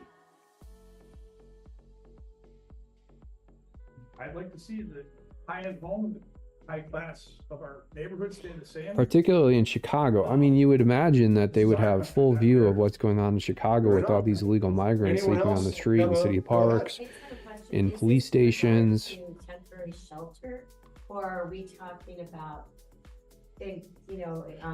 Again, this is migrant abuse. How about this? Take the $11 million and shove it up your fucking ass. you're talking about permanent? Right, but. Again, you know, it's like, you know, people have no which is- principles, particularly when it comes to money. Like, what happened to just principles over money? What happened to that? And, you know, okay, so $11 million. How about build shelter for the migrants in their home country? How about build shelter for homeless people or homeless veterans in Chicago, for veterans of various American wars? How about that? Maybe you need for temporary before you get permanent. And How about use the $11 million to reduce property taxes for residents? how that works, I'm interested. But I have no idea how to. Fucking assholes. That would be $11 million. Is that what's the restriction or the requirement of accessing? What kind of name, by the way, is Glen Ellen, There was an article Illinois? That's a weak city name. And there had been outreach to. I'm sure it's a nice family. I was just at. I don't mean to insult them by any means. They probably founded this town and probably don't want anything to do with this, but I didn't mean it in that way. They too are chief of police in Wheaton, 0 incidents. That's a red flag to me, to see a police department Bus drops. public here, city safety, hall, whatever it is, People get on the train, they go.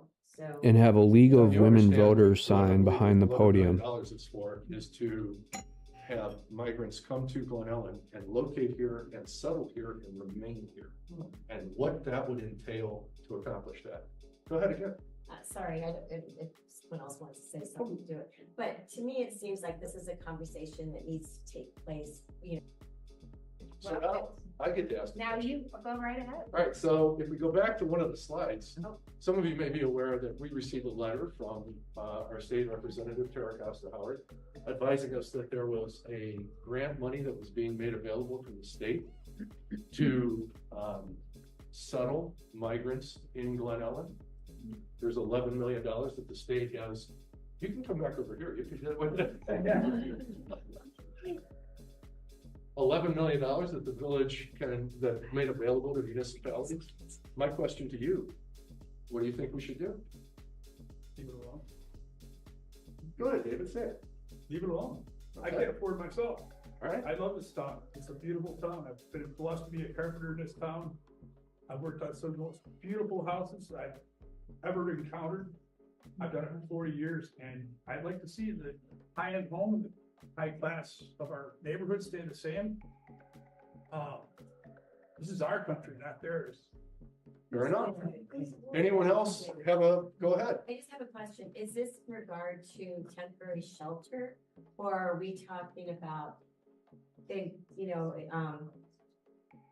providing homes? So we're talking about temporary shelter. We're talking about permanent residency. You're talking about permanent? Right, but, it's an interesting point, which is, well, there may be a need for temporary before you get permanent, and how that works, I'm interested. But I have no idea how to accomplish Is this. that with the $11 million, is that what's the restriction or the requirement? Hard to hear the audio of here. Accessing those dollars for municipalities. So there was an article just today that I read in the Tribune, and there had been outreach to municipalities. Yep. I was just Breaking at up a little the bit. council meeting on Monday night because they're working through some mechanism around, responses. They too are chief of police in Wheaton, 0 incidents, monitoring, no public resources used. Yep. His eyes light up too when he hears that he's going to receive $11 million. Now, you understand what I believe the $11 million is for, is to have migrants come to Glen Ellen and locate here and settle here. So they're going to get settled. So the key terminology here in whatever letter was sent, and he's highlighting it, is that they're going to settle in Glen Ellen. Maine here, and what that would entail to accomplish that. Go ahead again.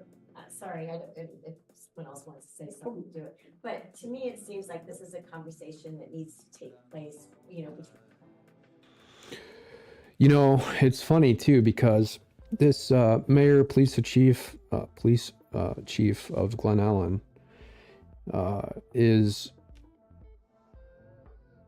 proposing this message to women that are coming through this League of Women Voters speaker session, whatever it is, and not proposing it also to the larger community. And so why is that?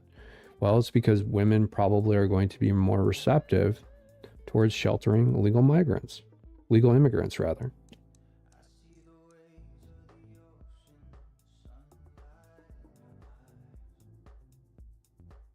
Another tweet. Well, actually, I want to go back to some of the comments here.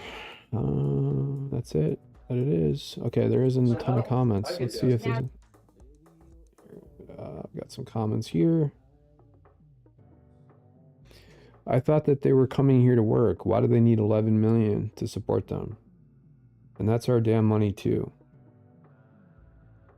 They have trillions of dollars to spend. Let's see if we get any really good comments here. Okay, so someone says it's a bribe and then it would be in violation of this federal statute.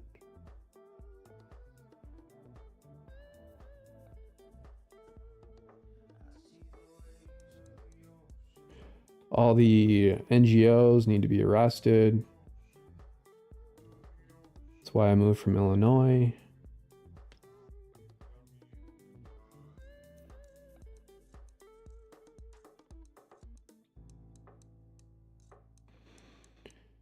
Where is all this money coming from? Which government agencies or departments have this in their budgets? This is frightening. Oh my God, cities are going to crumble. Yes, they are.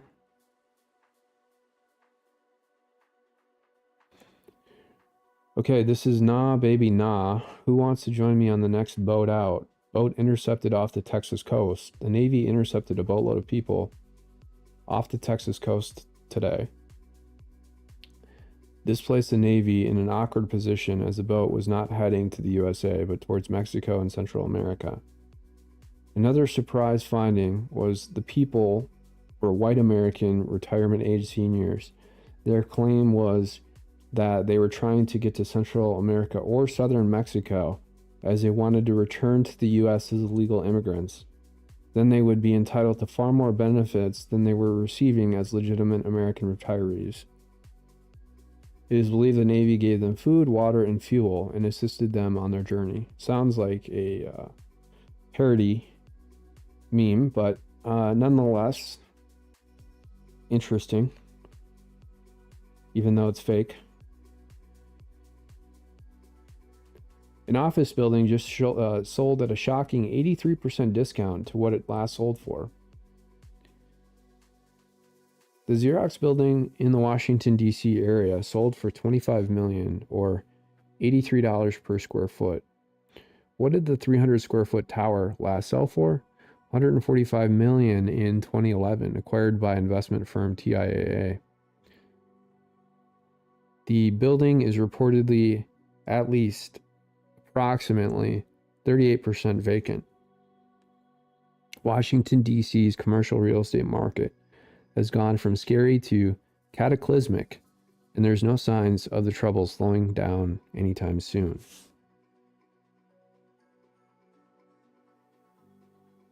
It's a nice building there. Okay, so let me just sold for $25 million, 83% discount for what it sold for in 2011. Well, okay, so maybe the building depreciated a little bit considering that it has significant maintenance issues. I mean, there could be ulterior or alternative reasons behind why there was a price decrease. I mean, it just looks like a normal building, right? A commercial building in DC, anywhere in the country. Nothing special about it. I mean, it's worth a lot of money. Yeah, $25 million or $145 in 2011. But to go from 145 down to 25 is a serious decrease. I mean, even if there was a major structural issue in the building, you would think it would be worth more than that. And if this is also consistent with what some of these other buildings potentially would sell for in the real estate market, in this commercial real estate market, in this particular local area in DC, like that neighborhood, the neighborhood next to it, it's probably a bad term to use with respect to commercial real estate neighborhood, but that sort of street versus that street next to it.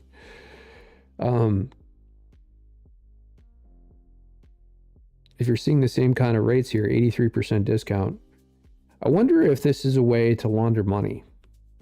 You really think, especially in DC, with just a bunch of defense contractors, this is unusual, 83% discount. So whenever you see something like this, I think red flags need to be thrown up and reviewed.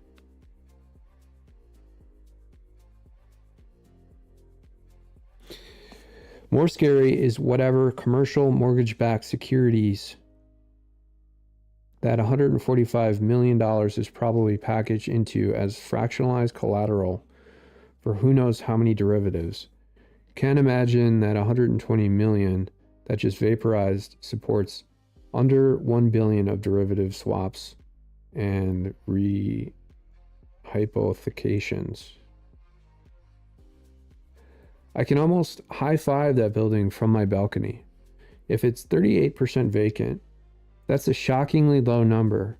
There are 5 to 10 offices with their lights on in that entire property. The building will be demolished and turned to apartments when government leases are up in 3 years. Oh, interesting. So it's kind of contingent on government leases.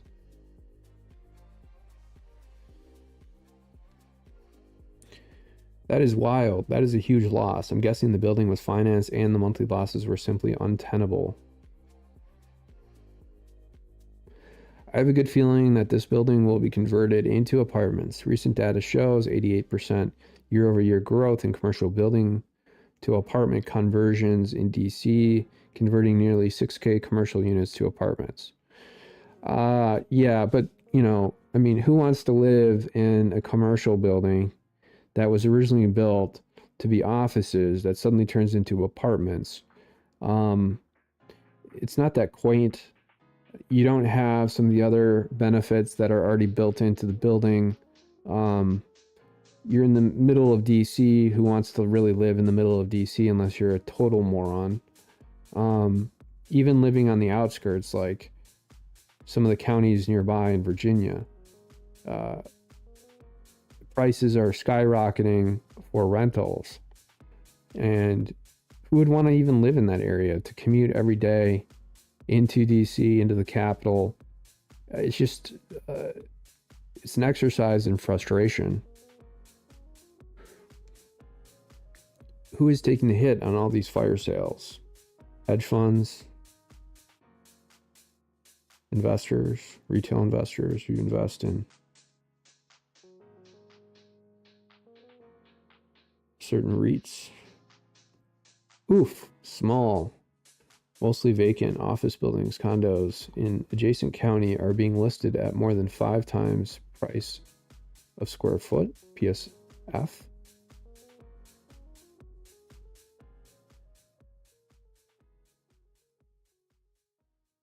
Mostly vacant.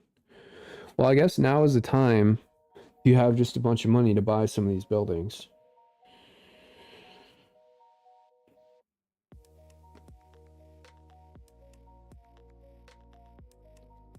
Got to get people back in the office. Profits demand it. I mean, our company culture and team collaboration needs it. Well, there's an interesting thing about being in the office. And being someone who is 40 and has had a lot of experience working in a traditional office setting, in my field, you can do a lot of the work remotely, it's true. And it is nice. However, you do get to learn a lot about other people simply by being in an office with them, talking with them every single day, learning skills on the job, learning how they do their particular tasks, and you can benefit from that a little bit, and then they can benefit from you if they watch you. There's a lot of sort of like, communication, nonverbal communication you learn based on what they're doing. You see what they're doing when they're not totally focused on a work task. You go out to eat with those people, so you get to see what they are like socially and how they treat others, like waitresses or waiters.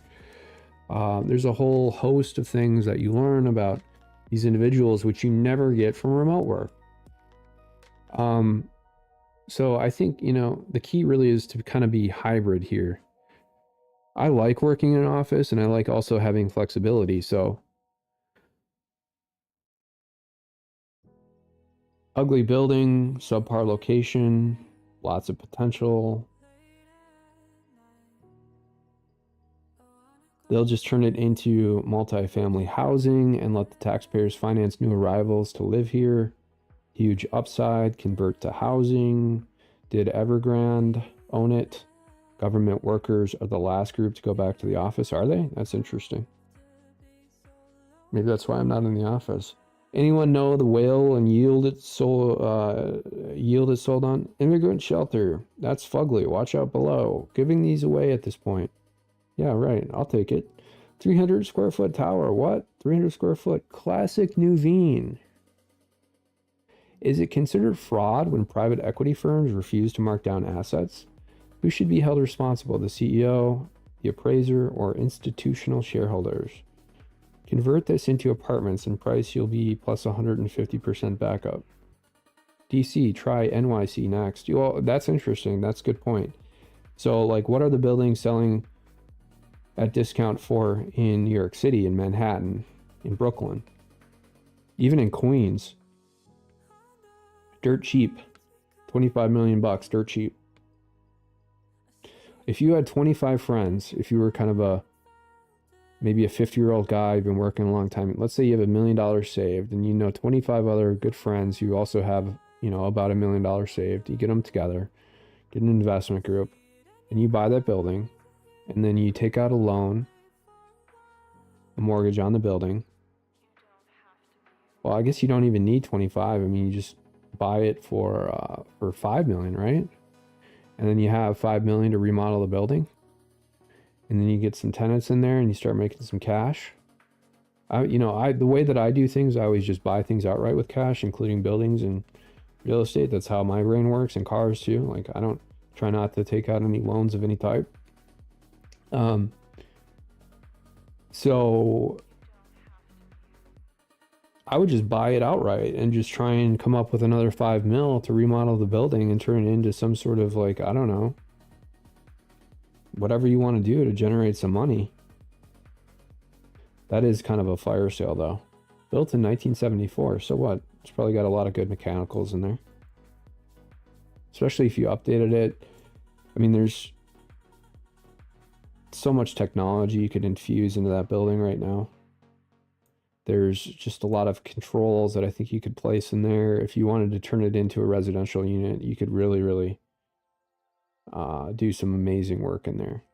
Talk about the Trump organization, you could just basically do the same thing that President Trump did for so long, you know, remodel the building, turn it into something really amazing, and then, you know, boom, magic, good to go.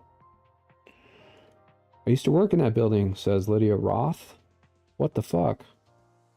Oh, this is the Louisiana Superdome being imploded. Remember that during Katrina, Hurricane Katrina, when all those residents escaping the flood and the hurricane went to the Superdome, and then they just tore it down like nothing. All right, enough with this. Sorry. Leading report breaking: Vivek Ramaswamy calls for all congressmen to be required to disclose whether they're dual citizens of a foreign nation. Well, interesting. Interesting. Is Ilhan Omar a dual citizen of Somalia and the United States? Probably.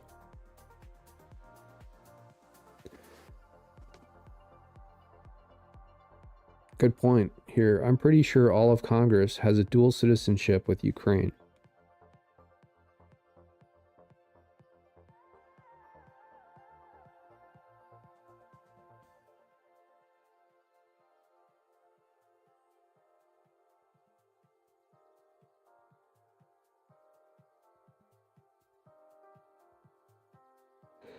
Okay.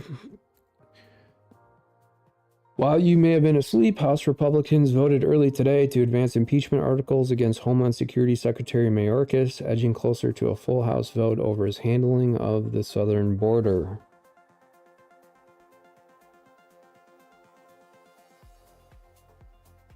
Simon Atiba got about 29,000 views on it. Watched that video already. Should have happened 3 years ago. Yes, it should have. It's kind of late. Yeah, it is late. Of course. Don't do shit until it really matters. Can you hear my Minnesota accent through this post? This is a hot dish. Tater tot hot dish. You from Minnesota? You got some hot dish there? Oh yeah. Oh yeah. Olga made it. Sven and Olga made some hot dish. You going out to the curling club? You gonna go do some cross country skiing from Minnesota? Oh yeah. That's what tater tot hot dish looks like. Makes me hungry just looking at this.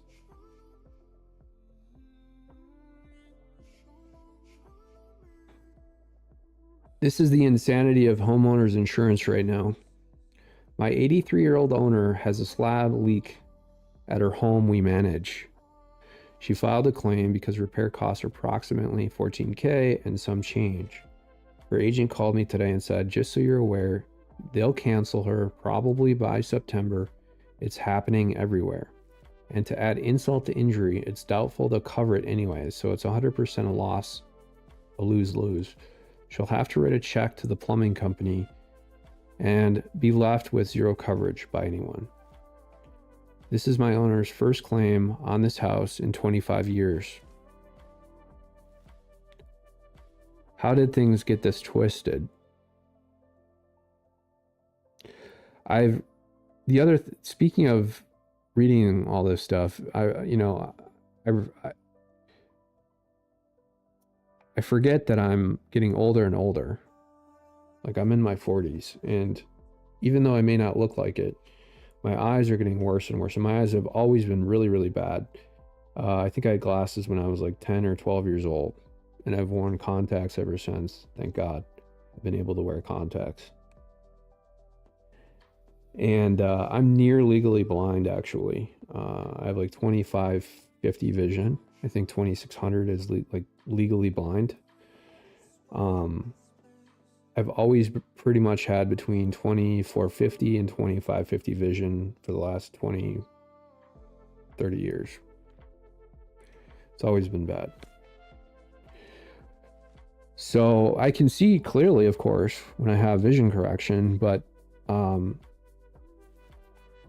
my, you know, getting older, I'm also slowing down a little bit. So like I can't read through this stuff like I used to, like really, really quickly and get everything super correct. So I have to slow down a little bit.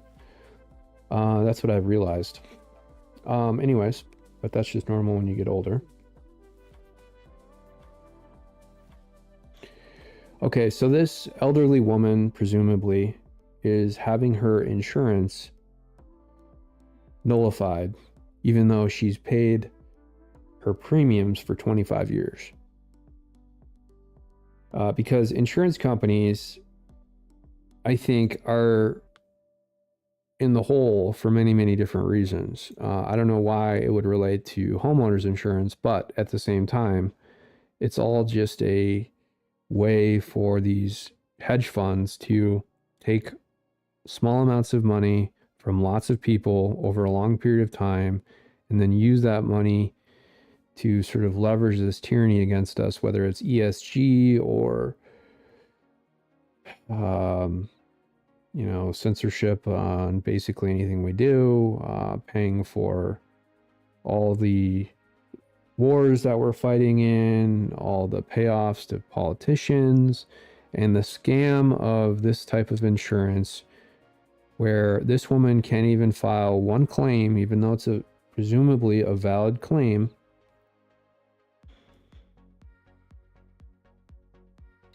You know, it gets pretty ridiculous. So I'm just trying to figure out, like, you know, what is the solution? Is it the blockchain? I mean, is there some sort of like blockchain insurance where they can't change the policy on you after the fact retroactively? Like, you know, you're pretty much locked in, and that you would then be able to get whatever amount of money you need in order to fix this mechanical issue or the slab issue. I don't know what a slab leak is. I guess that's because the foundation is leaking. There's a crack in maybe the concrete surrounding or whatever that sort of forms the basis of the foundation of the home. And to get that fixed, I mean, $14,000 seems a little high. You could probably get that done for around 10 grand, but nonetheless, I mean, they're going to have to dig out part of the side near the foundation in order to go in there and repair it.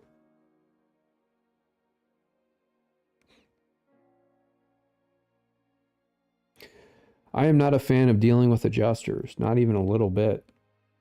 I always do that first, have them on speed dial. And what was a first, my tenant's son was visiting when it happened and knew exactly what to do, pulled up carpet and put industrial fans in place immediately. Talking about a flood, okay.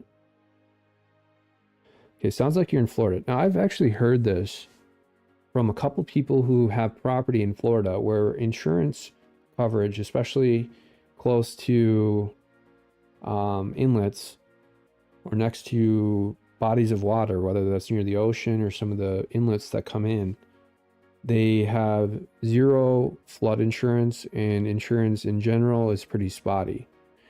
And especially during that hurricane that kind of came through last year, I was just talking to a guy who was from Chicago but had property in Florida, and he was telling me he lost everything in that hurricane.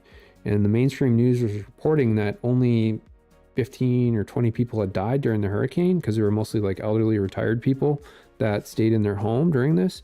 But he said, no, that's not true. It was easily like 2,000 people who died. He was down there himself. He saw a couple of his friends died. And, you know, he saw just bodies lined up, and it was way, way more than that. And he said he didn't think that the mainstream media wanted reported out because of other reasons. And he didn't necessarily stipulate what those reasons were, but he just seemed to said it seemed to be really, really all strange. Okay, so she's saying this is in California.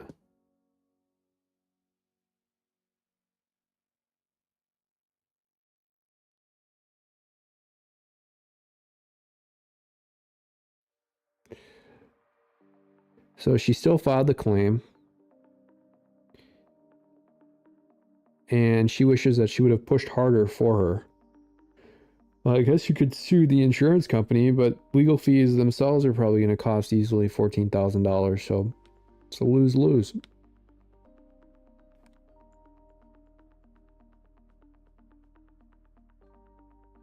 Get 2 to 3 bids. Interesting. Okay. This woman is definitely on this. I mean, it's nice to have a neighbor. I'm assuming that this woman who had the actual claim is kind of an elderly woman, and so she's relying on this other neighbor here, Carol Mack, to help her. So, I mean, it's nice to have a nice neighbor who's willing to help out here and, you know, help her navigate this whole process if they trust each other, which presumably they do. Okay, so she's definitely like replying to all this stuff. There's a lot of people who are really, really up to date on all this claim stuff. Wow, okay. So this guy, Mark Randazza, says, I had a claim that paid $15K for the damage. Came time to renew my policy, so they jacked the annual coverage up by $10K. Why bother making the claim in the first place? No, that's a great point. So they'll get you on the back end, right? They'll just tack on, in order to recoup the amount of money they paid out on the next policy, forcing you to find another insurance company. And then because they share information, because it's all a cabal, it's ridiculous that they share information like they do. I mean, it's just, talk about the Department of Justice. They should have went in and hit them with some sort of like antitrust claim. A lot of these huge insurance companies, because the way that they share data and information for the claims and stuff, and this is getting the same way with Big Pharma. Like, you go, you see a doctor, the doctor has a full history of what you've been prescribed through the PDMP in a lot of these states.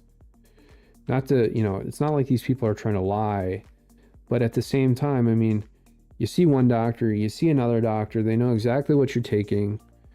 And what they do is now they're scheduling every drug, every single medication in order for it to be tracked in the PDMP. Not because it's a dangerous medication. They would put Tylenol on the PDMP if they could. So now basically every single medication that you could possibly take, it's classified as a scheduled drug in order for doctors and healthcare teams to invade your privacy, determine what you're taking, and you know, they wrap it in the same thing that they wrap everything else in. It's for your safety, you know, it's yada yada yada. And it's really not. It's really for them to control what you do. And with the claim process, it's getting to be the same way. What I've noticed is these insurance companies, if you sign up for car insurance, they have systems in place to determine what you were previously paying. And more importantly, not so much that, but they definitely do have systems in place to determine whether or not you've had previous claims. Because they're sharing that information, and they shouldn't be sharing it. It's probably unlawful for them to do. And I'm surprised that the Department of Justice haven't really gone after a lot of these huge insurance companies in antitrust lawsuits or whatever other claims are available, and tried to crack down on some of this stuff, you know, go after them civilly. Because, you know, in a capitalist system, if you're claiming that, the reason that insurance companies, if you look historically at this, that insurance companies became so powerful in the United States is because they managed a lot of these crises that happened, like the San Francisco Great Fire, I believe in the early 1900s, like 1906. The whole city burned down because it was built of wood. All these buildings had no fire codes. The technology at the time, they didn't treat the wood so it wouldn't burn. And so the fire would spread really easily, and there were no fire barriers, no firewalls between neighborhoods and streets. And so when they had to rebuild San Francisco, they put in a lot of these firewalls, these codes in these municipal codes to allow for fire breaks between streets. And they also required that certain foundations were built with steel that wouldn't burn. And there were other, strategies that they employed back then when they rebuilt the city from 1908 or 1906 from the point of the fire, whenever it was, to, through the 1940s, really, and after the World War. And insurance companies, tons of them went bankrupt in San Francisco and around the country. And I think the federal government got involved. I could be wrong here, and mandated that a lot of these homeowners in San Francisco and other places that were subject to these huge events had to have homeowners insurance of some sort to protect against these kinds of losses in the future, which makes sense. That's common sense, right? But I think it became manipulated at some point and in some way that now they're able to basically lobby Congress and write their own regulatory environment, literally, and then pick and choose what they're actually going to cover. And they'll get you in any which way. And the average person here, like Mark Randazza, brings up a great point. I'm assuming, he's got the Italian, he's got the Brazilian flag, he's got the American flag. They'll get you. Deb says, same thing has been going on for decades. You pay faithfully year after year for decades. First claim, canceled. No other company will pick it up because you file the claim. It's a scam that we continue to feed. Now, is the solution ripping down insurance companies completely? No. But is the solution minimizing their scam? Yes. Because we don't want, gotta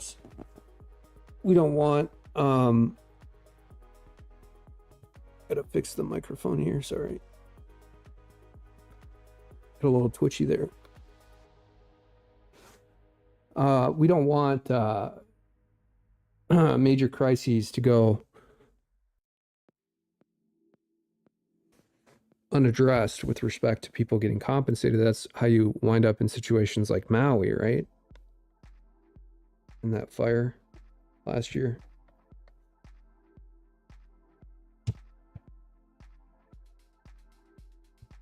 There we go. Sometimes I get twitchy. I don't know what that is. I guess I could just have a lot of anxiety.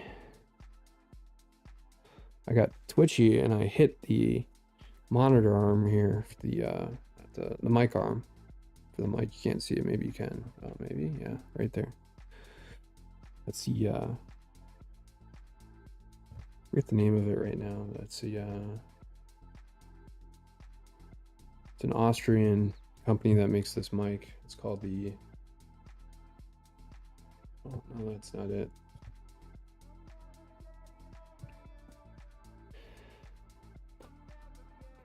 It's a $500 mic, and probably was a little bit of a mistake. Probably could have just bought the Elgato.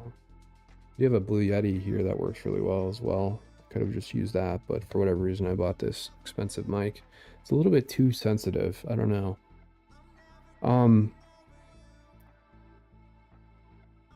Fight for coverage. Many claims are paid that are originally denied coverage. My experience as a former property adjuster and attorney.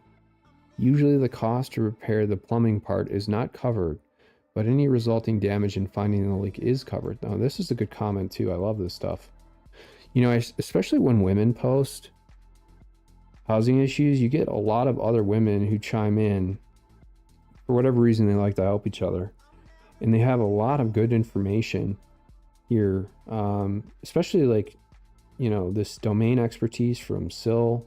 She used to be an adjuster and she's an attorney. So she's dealt with a lot of these issues. And you bring out a good point here that the plumbing part may not be covered. I don't know. I love this stuff. My policy head goes crazy. I love it. It's kind of like coding for me. Oh, whoa. I wonder what Engeron just issued. You saw the trending hashtag for Engeron. I wonder if he just issued his decision in the Manhattan civil fraud trial. We'll have to look at that. Hold on. I'll use my other screen here to do that. Homeowners insurance is awful. And I just got a letter from my car insurance company letting me know there may be a 40% hike in our monthly insurance premium based on a proposal here in the state of New Jersey. What is happening? This is from Maria Afsharian. Maria Afsharian. Car insurance companies are notorious for doing this.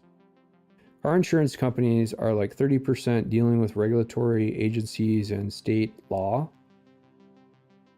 And then 20% building systems that share data between other insurance companies and sort of other insurance gateways.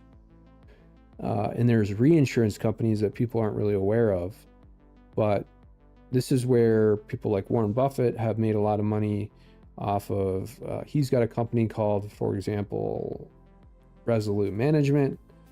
It's a reinsurance company that provides claims reinsurance for certain asbestos related injuries, especially as it relates to maintenance workers in the airline industry.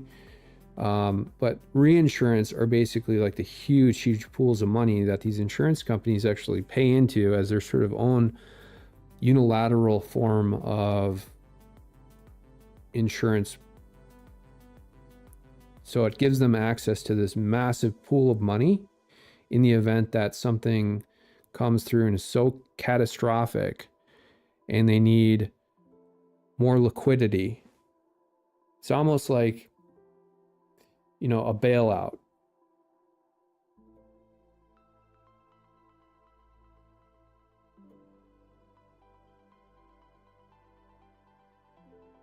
I'm going to just quickly check this other Engeron news. I wonder if he issued his decision. I'll play my reaction live to it. Or should I say, I wonder if Allison Greenfield issued the decision.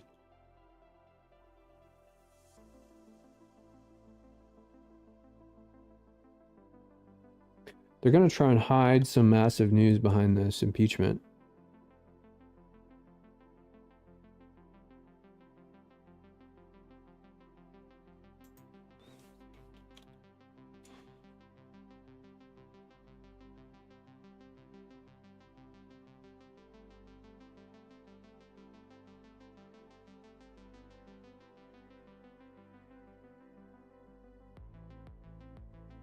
Okay, so Engoron has indicated that he wants to come to a decision by January 31st, so today. He's going to file and release his decision today at some point. We'll see. Allison Greenfield is probably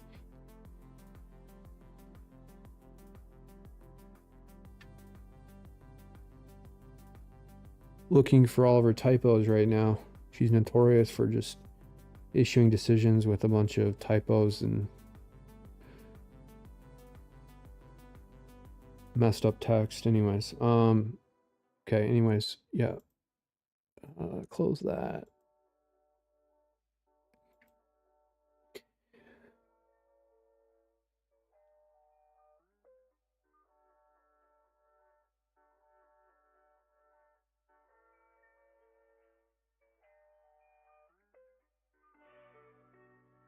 Insurance now is nothing more than what people used to pay the mafia for protection. Pay but get nothing in return. Simple. My insurance tried to drop me after a claim, but they didn't give me the state required 60-day notice. So I filed a complaint and got them to reinstate for this year. But next year, who knows? right now. Had a court case get filed. We got it fixed. Canceled me. Yep. Interesting. There's a lot of discrimination in insurance, isn't there? Wonder why that is.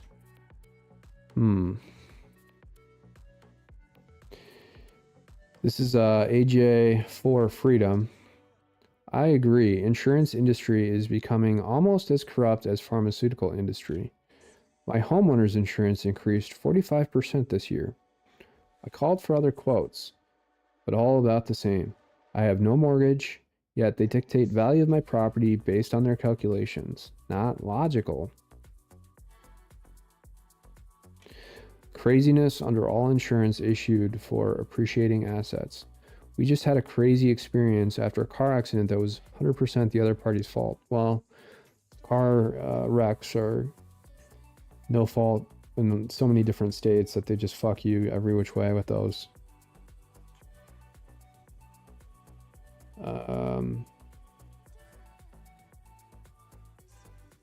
This guy doesn't know what a slab leak is? Yeah, see? Come on, man. You look like you're a man. Do some research on your own, bro. You should know that. Oh, someone put a here's an example. Okay.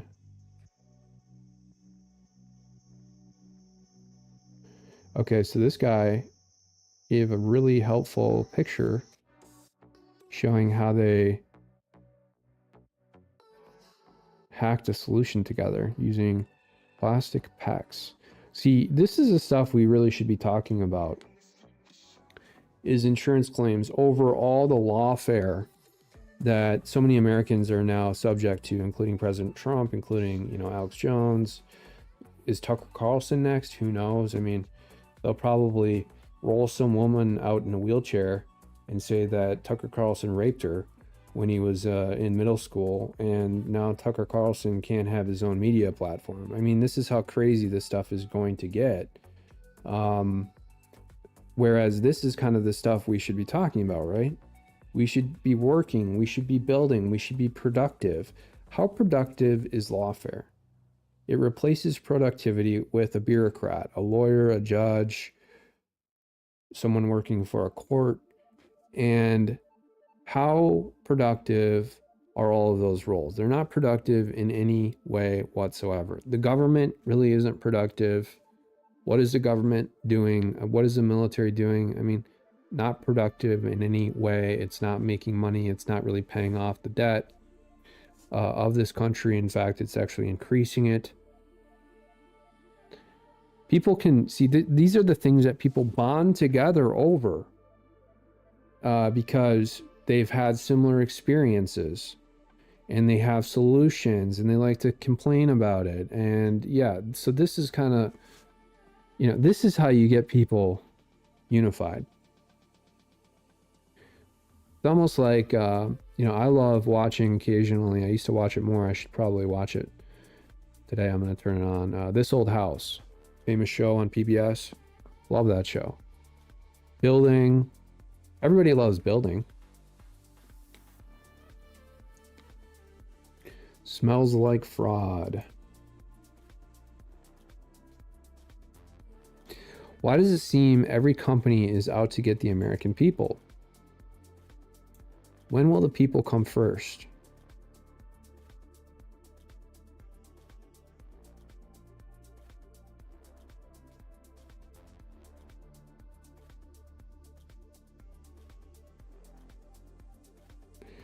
This is happening all over the US.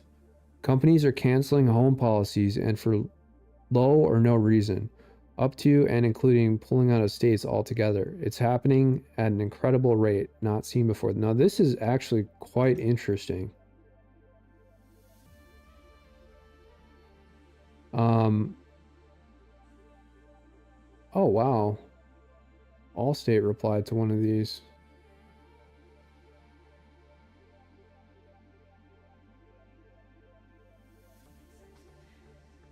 Wow, I wonder if this is, yeah, so they're making it, they don't want people to own homes. That's exactly why they're doing this. Ultimately, it's a strategy.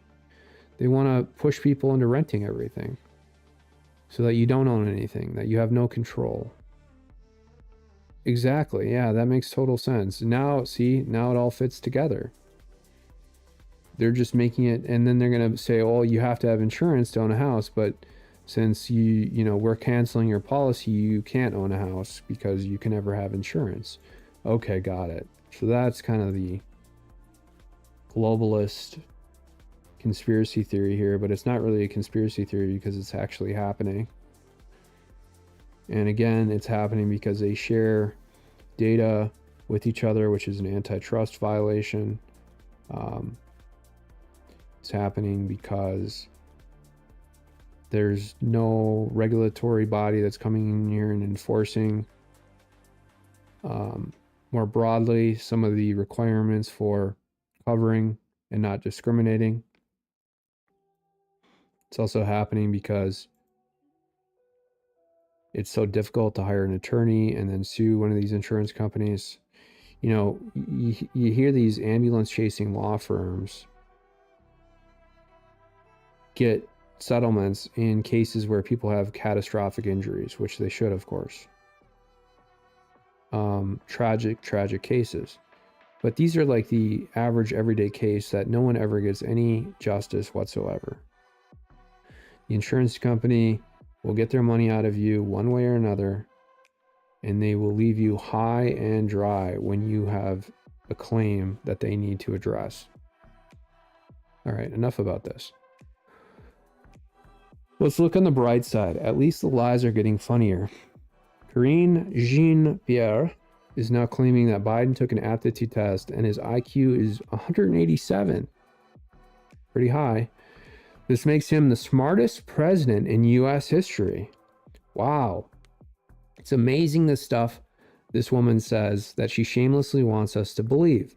Einstein's IQ was 160, but Joe is even smarter than him. You got a face with a rolling eyes emoji. Well, Joe Biden does have an IQ of 187. So you're just going to have to believe that. And if you don't believe it, then I guess you can just go to a government camp and get enslaved. I want to see this test that Joe Biden took. I don't know when she said this. Did she actually say this? I've seen this before over the past couple of days where people said that KGP actually said this, but I don't see a clip. I don't know if this is just all fake and gay or what, or if they're just making this up as sort of like a rumor.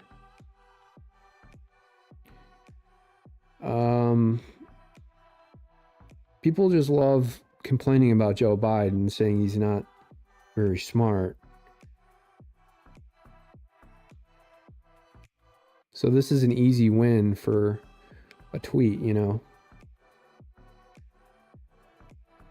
I mean, I'm legitimately pissed at Joe Biden, not necessarily, well, I am about everything that's happened lately, but I'm really pissed about the fact that he has fucked this country up so bad as a senator with his VAWA bill and his 90s anti-crime bill that turned this country into a prison country, like a prison planet, where they just arrest anybody for any sort of allegation. And then ultimately what happens is women become, it's just a feminist, doctrine that women then become the chieftains of this whole prison complex because they can make any allegation they want.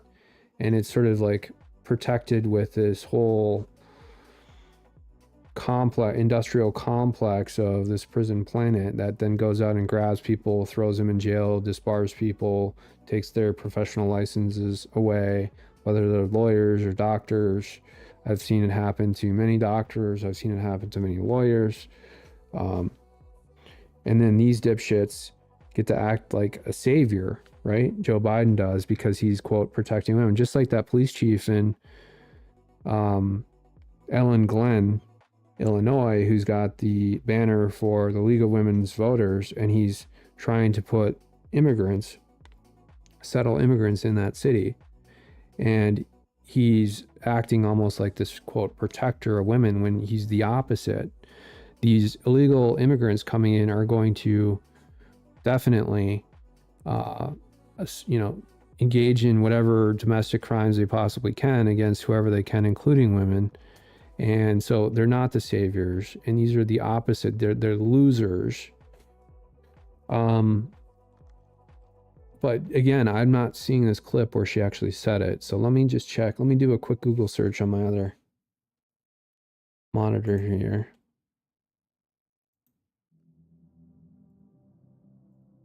See if she said this.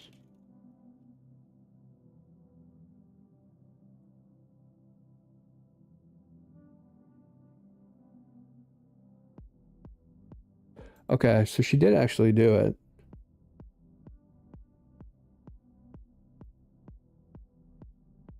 Was she joking?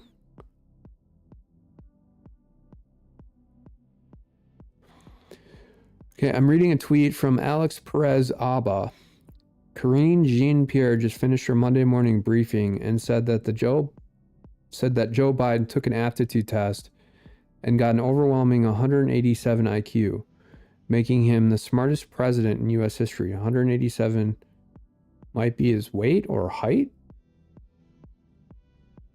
Okay, and then there's a community note on it, like I thought, because I thought this was fake. The story is wholesale fabricated. At no point during January 29, 2024's White House press briefing was Joe Biden's IQ discussed or brought up. He is low IQ, but I didn't actually see anything related to it. Farmers have blocked ever more traffic arteries across Belgium as they seek to disrupt trade at major ports, with a fourth day of protests and a continued push for concessions to get better prices for their produce and less bureaucracy to do their work. Now, this is a local news article from KSTP. It's the ABC affiliate in Minneapolis. And it's amazing that they're actually reporting on it, frankly. And that's why I have this tweet up here. Because normally they would just ignore it. But it's just kind of a replay of the Associated Press anyways. They just recast the Associated Press articles into the local news website. Okay.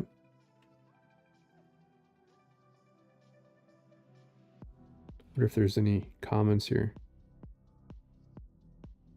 No, there's not. Ken Griffin. Citadel CEO and billionaire Ken Griffin donated $5 million to Nikki Haley's super PAC per CNBC.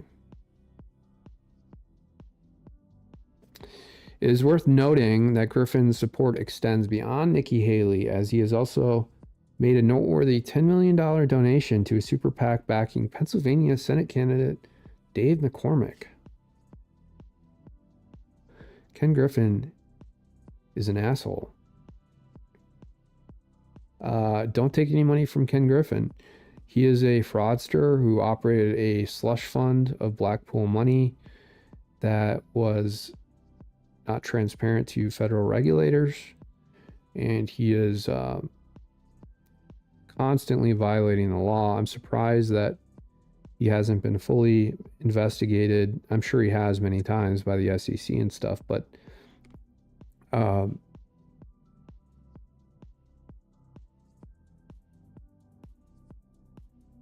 he's probably inflating the prices of a lot of these companies and then stealing retail investor money. But he's kind of like a reinsurance Blackpool slush fund of money for hedge funds. That's what his Blackpool is. But he does it in such a way. That's why they love reinsurance and these sort of like reinsurance for hedge funds that Ken Griffin operates with his non-transparent trading apparatus. Because it's so secret. And he doesn't have to disclose necessarily. I mean, you'd have to look at the fine print of whatever regulation is involved. But he can kind of get away with hiding and smoke screening a lot of those trades. And he's able to basically pick and choose which hedge funds to prop up at this point. So he picks the winners and he picks the losers. Ken Griffin, I tell this story a lot, but he would make developers from Minnesota fly to Chicago for a week's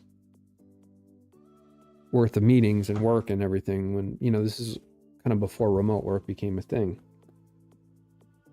And, I mean, he would treat people like shit.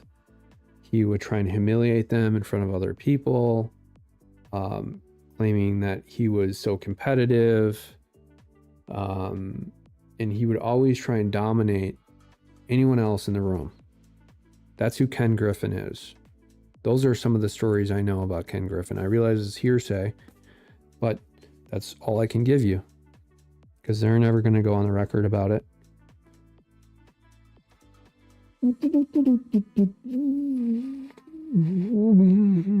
I mean, these are the kinds of people, the douchebag developers and software architects who are working on that platform with Ken Griffin are the kinds of guys who wouldn't even name him, even though it's pretty obvious. I knew, because, you know, they told me, but I mean, if you're just talking like publicly, they'd be like, yeah, I work for a billionaire, or they wouldn't even name him. They would just say a billionaire in Chicago. Now he's in Miami, but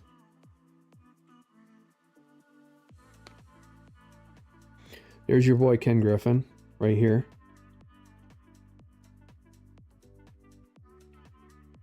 Now, since he's been thrown out of the MAGA castle because he's donating to Nikki Haley. By the way, he's donating along with pedophile Reid Hoffman.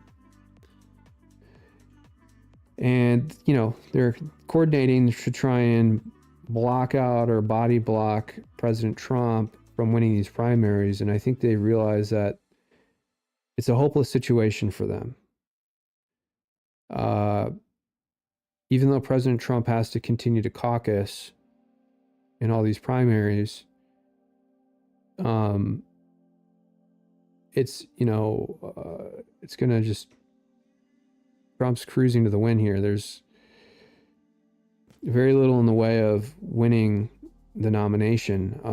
And Ken Griffin is just wasting money at this point, throwing money at Nikki Haley. I don't know what he's trying to get out of it other than just making Nikki Haley look like a warmongering hawk. And, you know, what is Ken Griffin getting out of this? Is he trying to start World War III?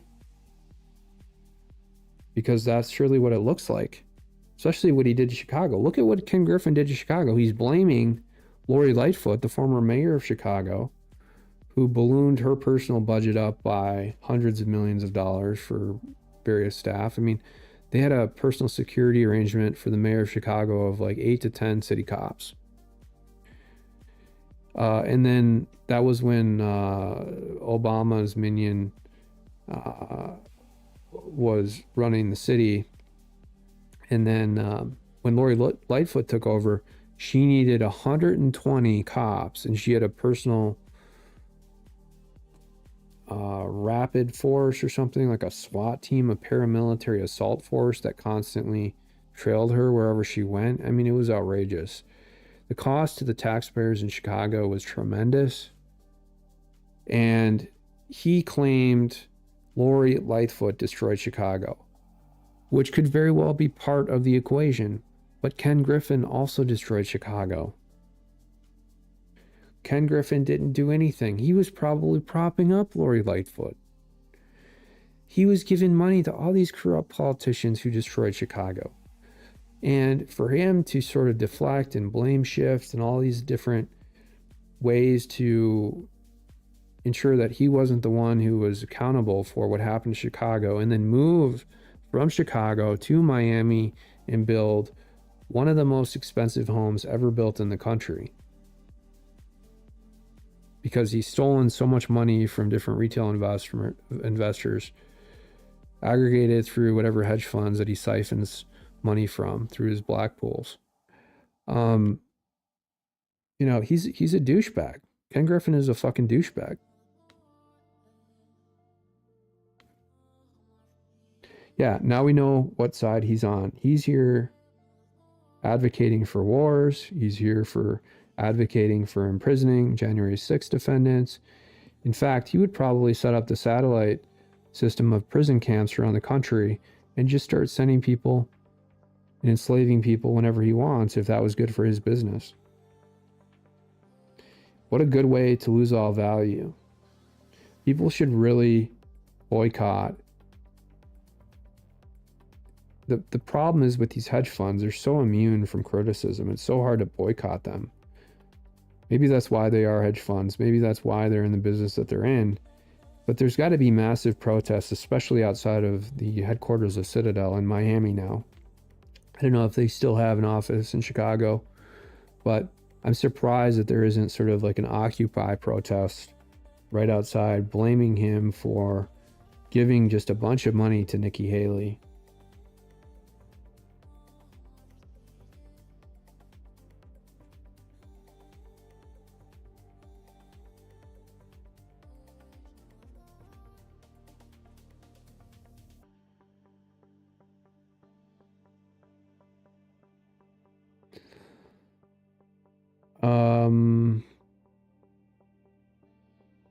Billionaires don't make bets that won't cash in. This is scary, especially at the stage where the nomination seems wrapped up. That's a good point. Never take things for granted until it's official. And even then, don't take it for granted. You got to fight up until the very end. Yeah, it is. That's a good point. I mean, you know, what does he know that we don't know? He's making a political market. He wants a cabinet job to avoid paying taxes. I think he wants a cabinet job to avoid being prosecuted. Here we go again, shaking my head. Nice loser on that. Why spend all that money knowing she won't make it far? Kenny is scared Trump will back her in the office. Get her back in office. I don't know what that means. Here's a good meme video. It's got a picture of Ken Griffin on, there's like an FBI agent to the left or something, and then okay, so it's just two random guys and it's Ken Griffin arrested. Yeah, this is great. I'm gonna bookmark this one. Dumpster fire. Wow. Who the hell is this?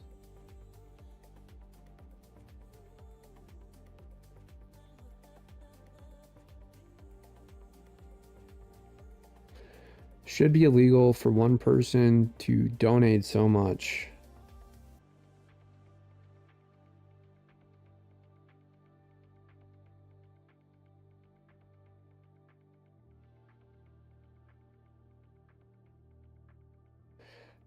A meme gif of Danny DeVito burning a bunch of cash.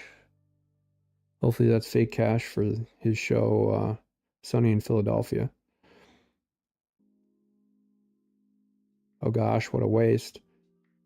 You know, Danny DeVito, what's wrong with this guy, by the way, Danny DeVito? He started that show on Netflix and he's gone way, way, way. I don't know what kind of evil he's involved in, but it's, I don't know if he's mocking. He started this show about Satan on Netflix. I don't know if he's mocking Satan or what, but he's just gone way, way, way crazy. It's almost like he's trying to glorify it. I don't know what's wrong with Danny DeVito, but man, oh man. He almost looks evil at this point. Bloomberg says 50. Color me shocked. Someone scared. A lot of clown emojis. Yeah, Trump don't play bedpost Griffin games. Donation equals greasing the wheel. Don't throw it all away. You owe retailers a shit ton. Yeah, absolutely. Good point. Easy. He's stolen so much money from retail investors throughout the years. And I think he had control of the local political operation in Chicago for so long. And then once he realized that he no longer had full control over it, he started complaining about it and blame shifting and then moved to Miami. Laura Loomer, it's a hell of a lot more than 5 million in total. Ron, Tim, and Dirty Nikki number I heard was damn near 100 million. And no clue as to where the money went. So if this is true, it's just an allegation on the internet. You don't know if it is. $100 million donated to Nikki Haley that was made to prop up her campaign and just basically waste a lot of money. Where did the money go? Well, it went to local television stations, it went to advertisers, it went to Twitter, it went to Google, YouTube, Facebook, big tech companies. It went to lawyers, it went to political strategists. Where did most of that money go to? You know, it'd be nice to have a full breakdown, wouldn't it?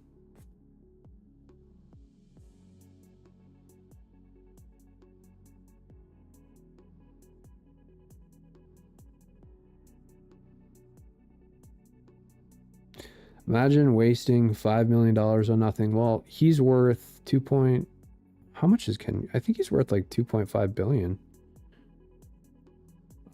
Let me verify Ken Griffin's net worth here.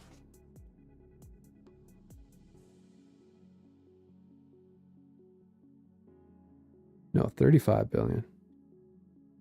A lot of money. So 5 million for someone worth 35 billion. Let's see. I guess that's like donating $100 for an average person.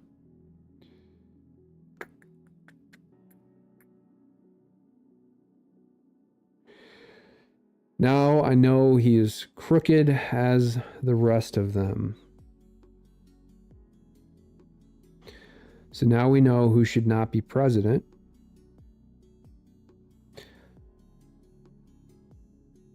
Kenny Boy and Citadel do not want Trump in office. I wonder why. AMC. Citadel's billionaire founder Ken Griffin called Donald Trump a 3-time loser, a fucking asshole, and said he hoped the former president would see the writing on the wall. Here's your evening brief. Okay, I don't know if this is old or what, but yeah, 3-time loser. There must be some disagreement here between these two, and it has persisted for a long time. That's my thought on it. They don't like each other for some reason, and what that reason is, I guess probably, maybe some people know, maybe only Trump and Ken Griffin know. I don't know. Who cares, really? But this shows that Ken Griffin puts his own petty and minor issues above the country. I think that tells you all you need to know about Ken Griffin. That he's a narcissist, that he doesn't care about this country, he doesn't care about Americans at all, that this is consistent with everything I know about Ken Griffin from people who have worked directly with Ken Griffin. Same kind of behavior. In his divorce with his ex-wife, same behavior. He will hold on to a grudge forever. And he will put these grudges above everything else, even above the American people. And the reason that he's donating money to Nikki Haley probably is because Nikki Haley, A, will accept any amount of money to prop up her political campaign that she possibly can receive. B, because she has no principles. C, because Ken Griffin can easily control her.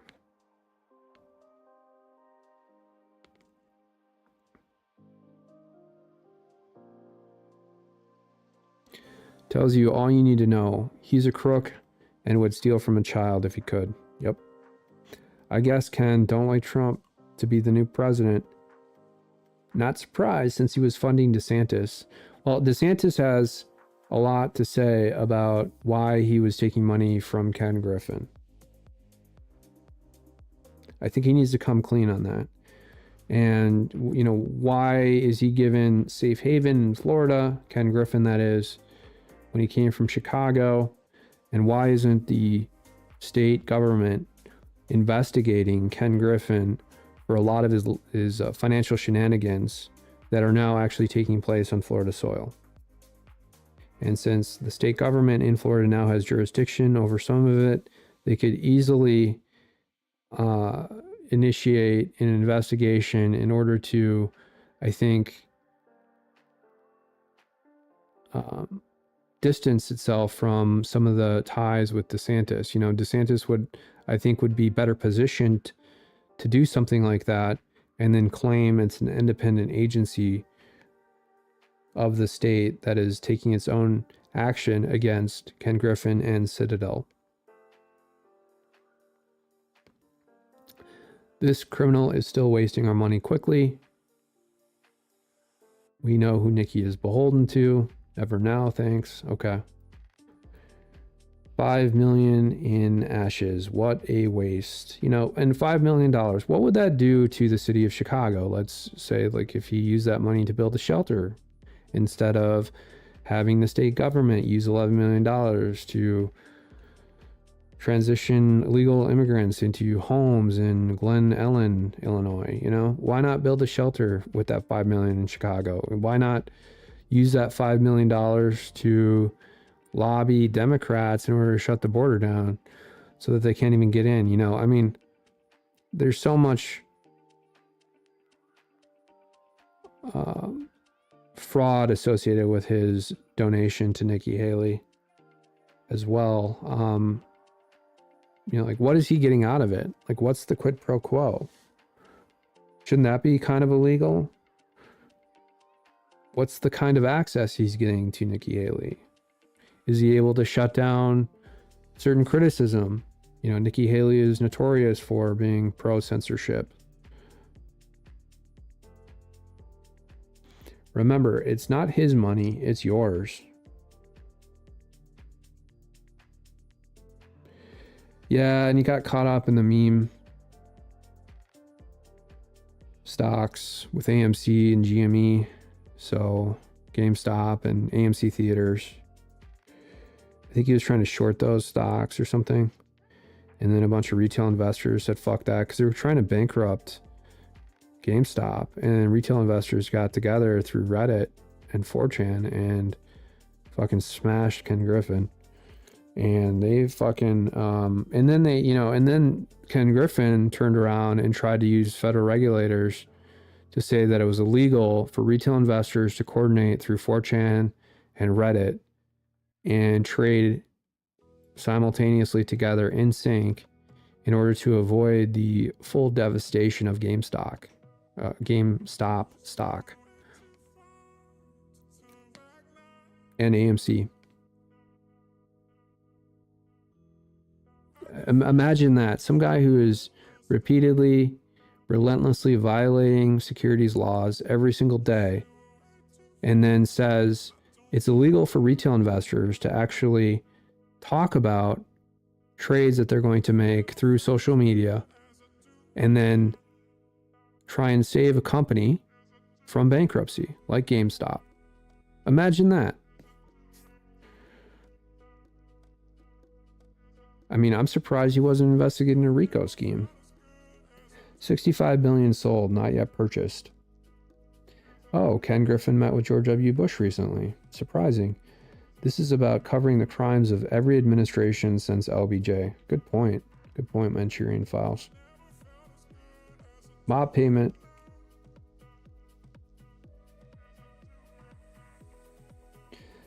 Best democracy that money can buy. You notice that in this thread, there aren't that many favorable comments for Ken Griffin. I would say this is about 99% anti-Ken Griffin. That's why I read these comments, just to verify and document, because they can memory hole all this information in the future. That's the billionaire who stopped Ken Crook. There you go. This is like the best comment of them all. That's essentially exactly what I just said. Yeah, he can manipulate the market, but you can't. Even though these markets are supposed to be manipulated by the public. That's the whole idea of having an open market. But they shouldn't be able to be manipulated by a small few of elite like Ken Griffin. That's the whole idea of prosecuting. If you're gonna burn money, give it to someone. Give it to something charitable, Ken. Waste of money, stolen money. What a waste of $5 million. Okay. Oh, paying for prosecution protection. Yep. OG Chief. See, these people are actually really pissed about GameStop. And then a mirror of Ken Griffin and Bernie Madoff. Love it. Yeah, how come only the Jews get prosecuted, like SBF and Bernie Madoff? Why don't you prosecute a little Irish guy like Ken Griffin?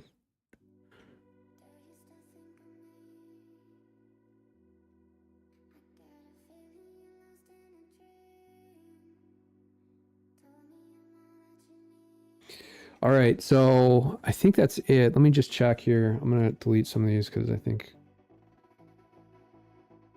maybe bleeding over the edge here. Maybe not. Maybe I'm not done here. No, I'm not. There's a lot more. Damn, I got way too many tabs here. Oh man, we are stacked. We got to get through the rest of this. Damn. Stacked. All right, get back to the Ken Griffin bullshit. There we go. I want to talk briefly about this Elon Musk stuff. So I talked about it a little bit before, but I think what's happening here is obviously there's some coordination between the feds and the states here in this Court of Chancellery in Delaware. And I think Elon Musk's response to this, which is that he's potentially going to move Tesla out of Delaware and maybe incorporate it in Nevada or Texas. And I think that he is really, really pissed. And whatever tax revenue Delaware is getting out of this, or whatever other revenue Delaware is getting out of this, not necessarily from taxes, but this is a really dumb move to continue to coordinate in the judicial system in the way that they're doing, because they're going to get caught with Tesla, and they're going to get caught with Elon Musk, who's worth $250 billion and counting. And I don't even care about the $55 billion compensation package. I'm sure Elon Musk cares a lot about it. I'm sure it's a source of a lot of frustration for him. And that's why he tweeted out in frustration yesterday a couple times. And then he also outed Ilhan Omar. There is something strange going on here, because the mainstream media is going after Elon Musk so hard for buying Twitter X and allowing some free speech to flow through and people to connect and post stuff without it immediately getting shadow banned or whatever. And it must be some other things as well, but maybe it is Twitter and X. Maybe it's just simply his opposition to this New World Order scheme coming out of Davos.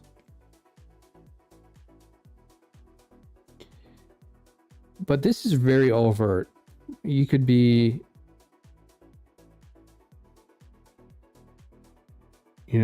half brain dead and still be able to figure out this coordination between Delaware officials like Judge Kathleen McCormick and others. So I'm trying to think. So 76% of shareholders supported the package. And I believe, if I remember correctly, there was someone who owned 9 Tesla stocks as part of this class action lawsuit that McCormick pulled out and cited. I could be wrong about that. I'll have to read the decision. Unfortunately, I don't have it up. I'll pull it up later today. Do a stream about it. But someone with 9 Tesla shares. So she's, I guess, trying to say that she's sticking up for the little guy. Okay, the guy who owns 9 Tesla shares, and that the judge is sort of like saying, well, this little guy, the symbolic little guy, I'm standing up for him or her against Elon Musk, the wealthiest person in the world.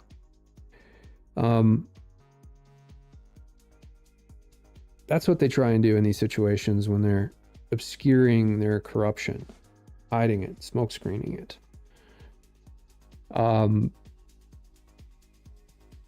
$55 billion is a lot of money. But I think Elon Musk is trying to take this money out in order to buy back shares of Tesla, to consolidate his ownership, and therefore further turn Tesla into an AI platform for driving, which is, the value of Tesla. And this is sort of blocked. So what does this mean? This means that it's going to further prohibit Tesla from becoming an AI driving platform because it's got less cash to consolidate ownership related to Elon Musk's positions. But who knows what Elon Musk would use that money for? I mean, maybe Elon Musk would use it for SpaceX. Maybe Elon Musk would use it a little bit for Twitter. Maybe it would be a mix. Further turning Twitter, it's probably trying to prohibit, to an extent, turning Twitter into a more innovative social media platform. Like even with Spaces, introducing video and stuff, all that costs money. Now, Elon Musk has plenty of money to pay for all that, but still at the same time, it slows everything down a little bit. And it also frustrates Elon Musk. They really want to frustrate Elon Musk. They want to piss him off. And they want to give him paper cuts, so to speak, just to kind of annoy him. And I think if this is any sign of things to come, especially considering that Elon Musk is now the subject of 15 or 20 enforcement actions by the, ranging from independent federal regulators to the SEC to the EEOC. I guess that falls under independent federal regulators. And then now you can see too, for example, some of the EEOC enforcement actions brought against SpaceX, Tesla, or Elon Musk and his umbrella of companies. I think what they're trying to do is, and especially you see Elon Musk trying to deflect a little bit with Mark Cuban and trying to get Mark Cuban caught up in the EEOC enforcement actions because he wants the EEOC to go after others and not just himself. He wants to deflect a little bit. So that makes total sense. And I understand his tactics and his strategy behind that. And I don't think Mark Cuban it made Mark Cuban look like a fucking moron. And I think maybe Mark Cuban finally realizes that now. But it was also interesting too for just the drama component on Twitter, seeing it play out in public and in real time.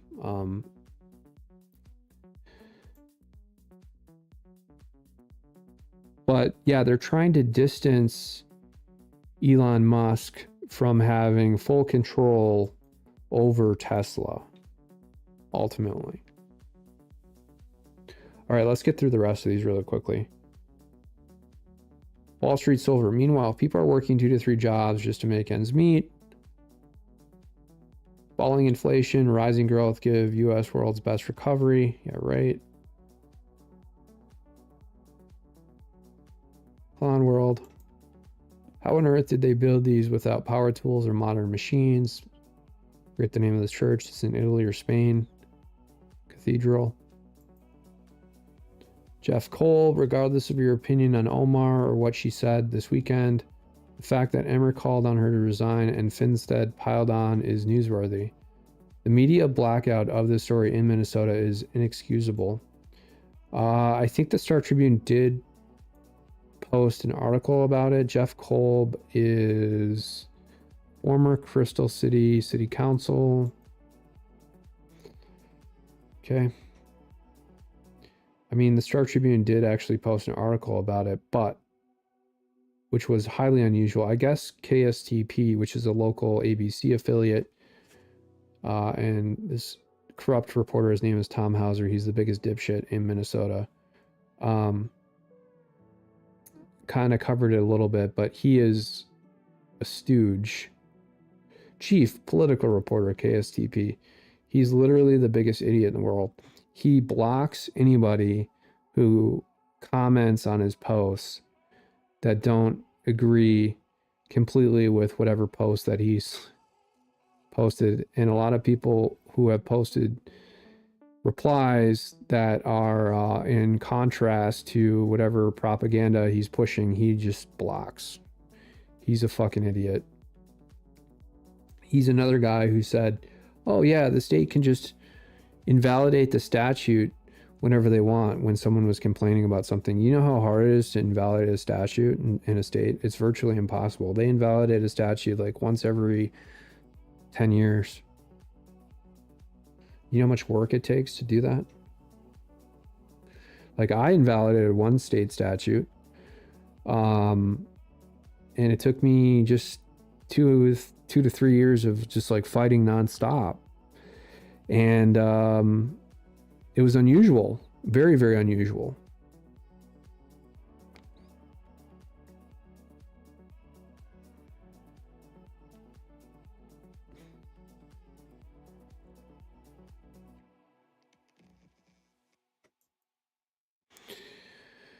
When you fight through all the feminists and have to face the final boss, the meme of a woman somewhere who's overweight and she's got a spear, or what looks like a spear, maybe it's like a wooden spatula.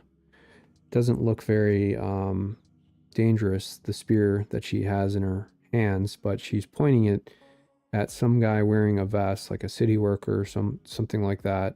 And he's kind of just like standing watching her. It's pretty much what feminists look like in today's America. That is a good description of feminism.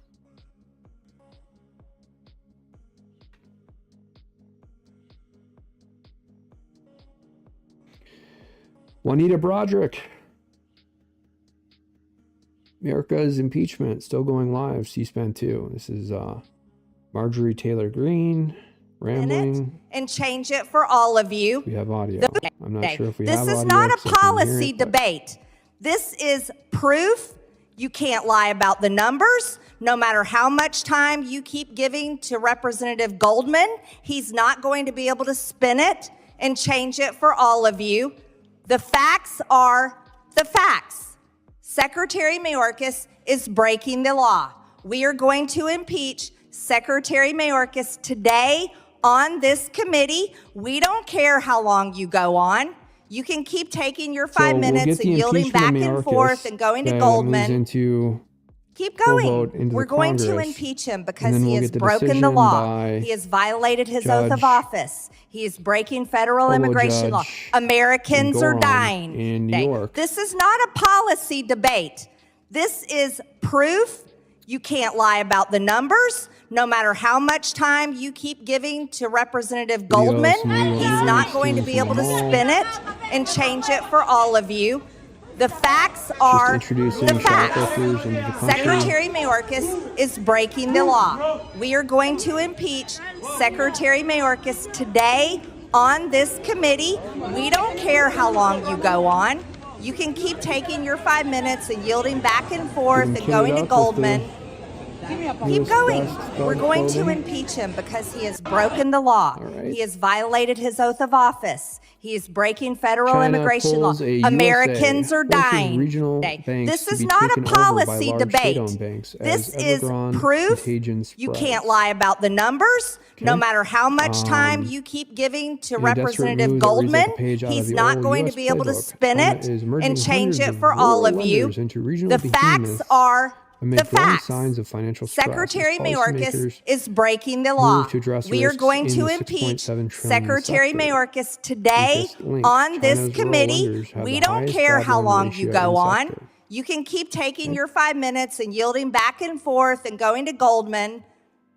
Keep going. We're going to impeach him because he has broken the law. He has violated his oath of office. He is breaking federal immigration law. Americans are dying. This is not a policy debate. This is proof you can't lie about the numbers. No matter how much time you keep giving to Representative Goldman, he's not going to be able to spin it and change it for all of you. The facts are the facts. Secretary Mayorkas is breaking the law. We are going to impeach Secretary Mayorkas today on this committee. We don't care how long you go on. You can keep taking your 5 minutes and yielding back and forth and going to Goldman.